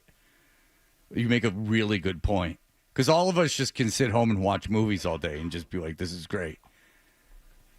That was a real point that he made, that you could watch a lot of things on demand. Catch up on movies over the next year. Yeah, it's good. Looking on the bright side. It's just so ridiculous. Meanwhile, Matthew McConaughey, who I believe we can all agree is a hunk. Oh, he's very spiritual now, too. Well, he has shared his details of his romantic life and how he has kind of rekindled his marriage. He said, I woke up one morning, I'm looking over there, and Camilla's like a football field away, man. Then you go to bed at night, you want to snuggle up. Well, we got to cover you up. Come about 12 feet, I'll come over 12 feet. And he's talking about their king-size bed. You're like, man, this damn king-size bed is not good for the marriage, man. Get rid of that son bitch. So we got a queen size where we're shoulder to shoulder. I'm telling you, it's good for your marriage. He's become quite the advice expert. He's touring a book now that is about his faith. He has jumped headfirst into Christianity, and he's out. All right. Oh, that's him? Oh, thank you. I was getting confused on who he was Good until you pull. did that. I know. Wow. Where'd you find it? But I guess he's become very Christian. Once you go to a king-size bed and you stay in there for any length of time, I don't know how you ever go back. Oh, when I was single, when I moved into my new house, I had a queen-size bed, and I was told right away, get a king-size bed. Like the house guests are harder to get to stay over if you don't have a king-size bed. And I went, that's a good point. And you helped me put it together. Oh, yeah. That was a fun day. Remember? I And do. that mattress, it came in a box, and it unfurled onto the bed. And that mattress is the best mattress I've ever owned. Oh, you cut the plastic on that thing and watch it. Boom, You were just there. Expand. It was exciting. Yeah, you were there. You and Nick were there. Wallach not there. Nick was late. Yeah, Nick was there. He was kind of superfluous at that point because Hardy and I had pretty much handled everything by that point. But John was nowhere to be found. Couldn't be bothered. Adam wasn't with the show yet. Or he would have been there. Yeah, I would have He would have been there. He had to program the big HD station, so he... 13:30 a.m., baby. I'm sorry, the AM in the station. Netherlands. There you go. Yeah. Excellent. I was talking about the reach of that station when we were driving out to Amherst because in my wife's car, she listens to AM radio for the traffic updates sometimes because she's 80. And we turned off what we were listening to. She goes, oh, you pick up BZAM all the way out here. I'm like, you're not a radio nerd, so let me kill the next 30 miles here by explaining how AM signals, can reach across multiple states. Yeah. I said, Find that in furthermore, St. Louis, for God's sake. you can listen to Rock 92.9 in the Netherlands, and by then she had stopped listening. Yeah, because people go, why is the Cardinals are a small market team, the St. Louis Cardinals? Why are they so popular? Like, why is this such a popular brand? KMOX could be heard throughout the South. Flamethrower. So you had 50,000 watts. You had all of, WGN got involved in Illinois, but then you had Arkansas and all the surrounding states, Kansas, obviously. You had all the surrounding states, and that whole chunk of the country were St. Louis Cardinal fans, and that remains the same way today. Isn't that interesting? You got a little HD radio today and a little AM radio today. Mm-hmm. God bless us. And God bless each and every one of you. Everyone have a fantastic signing day. off forever. Who knows? The cruel twist of fate. In a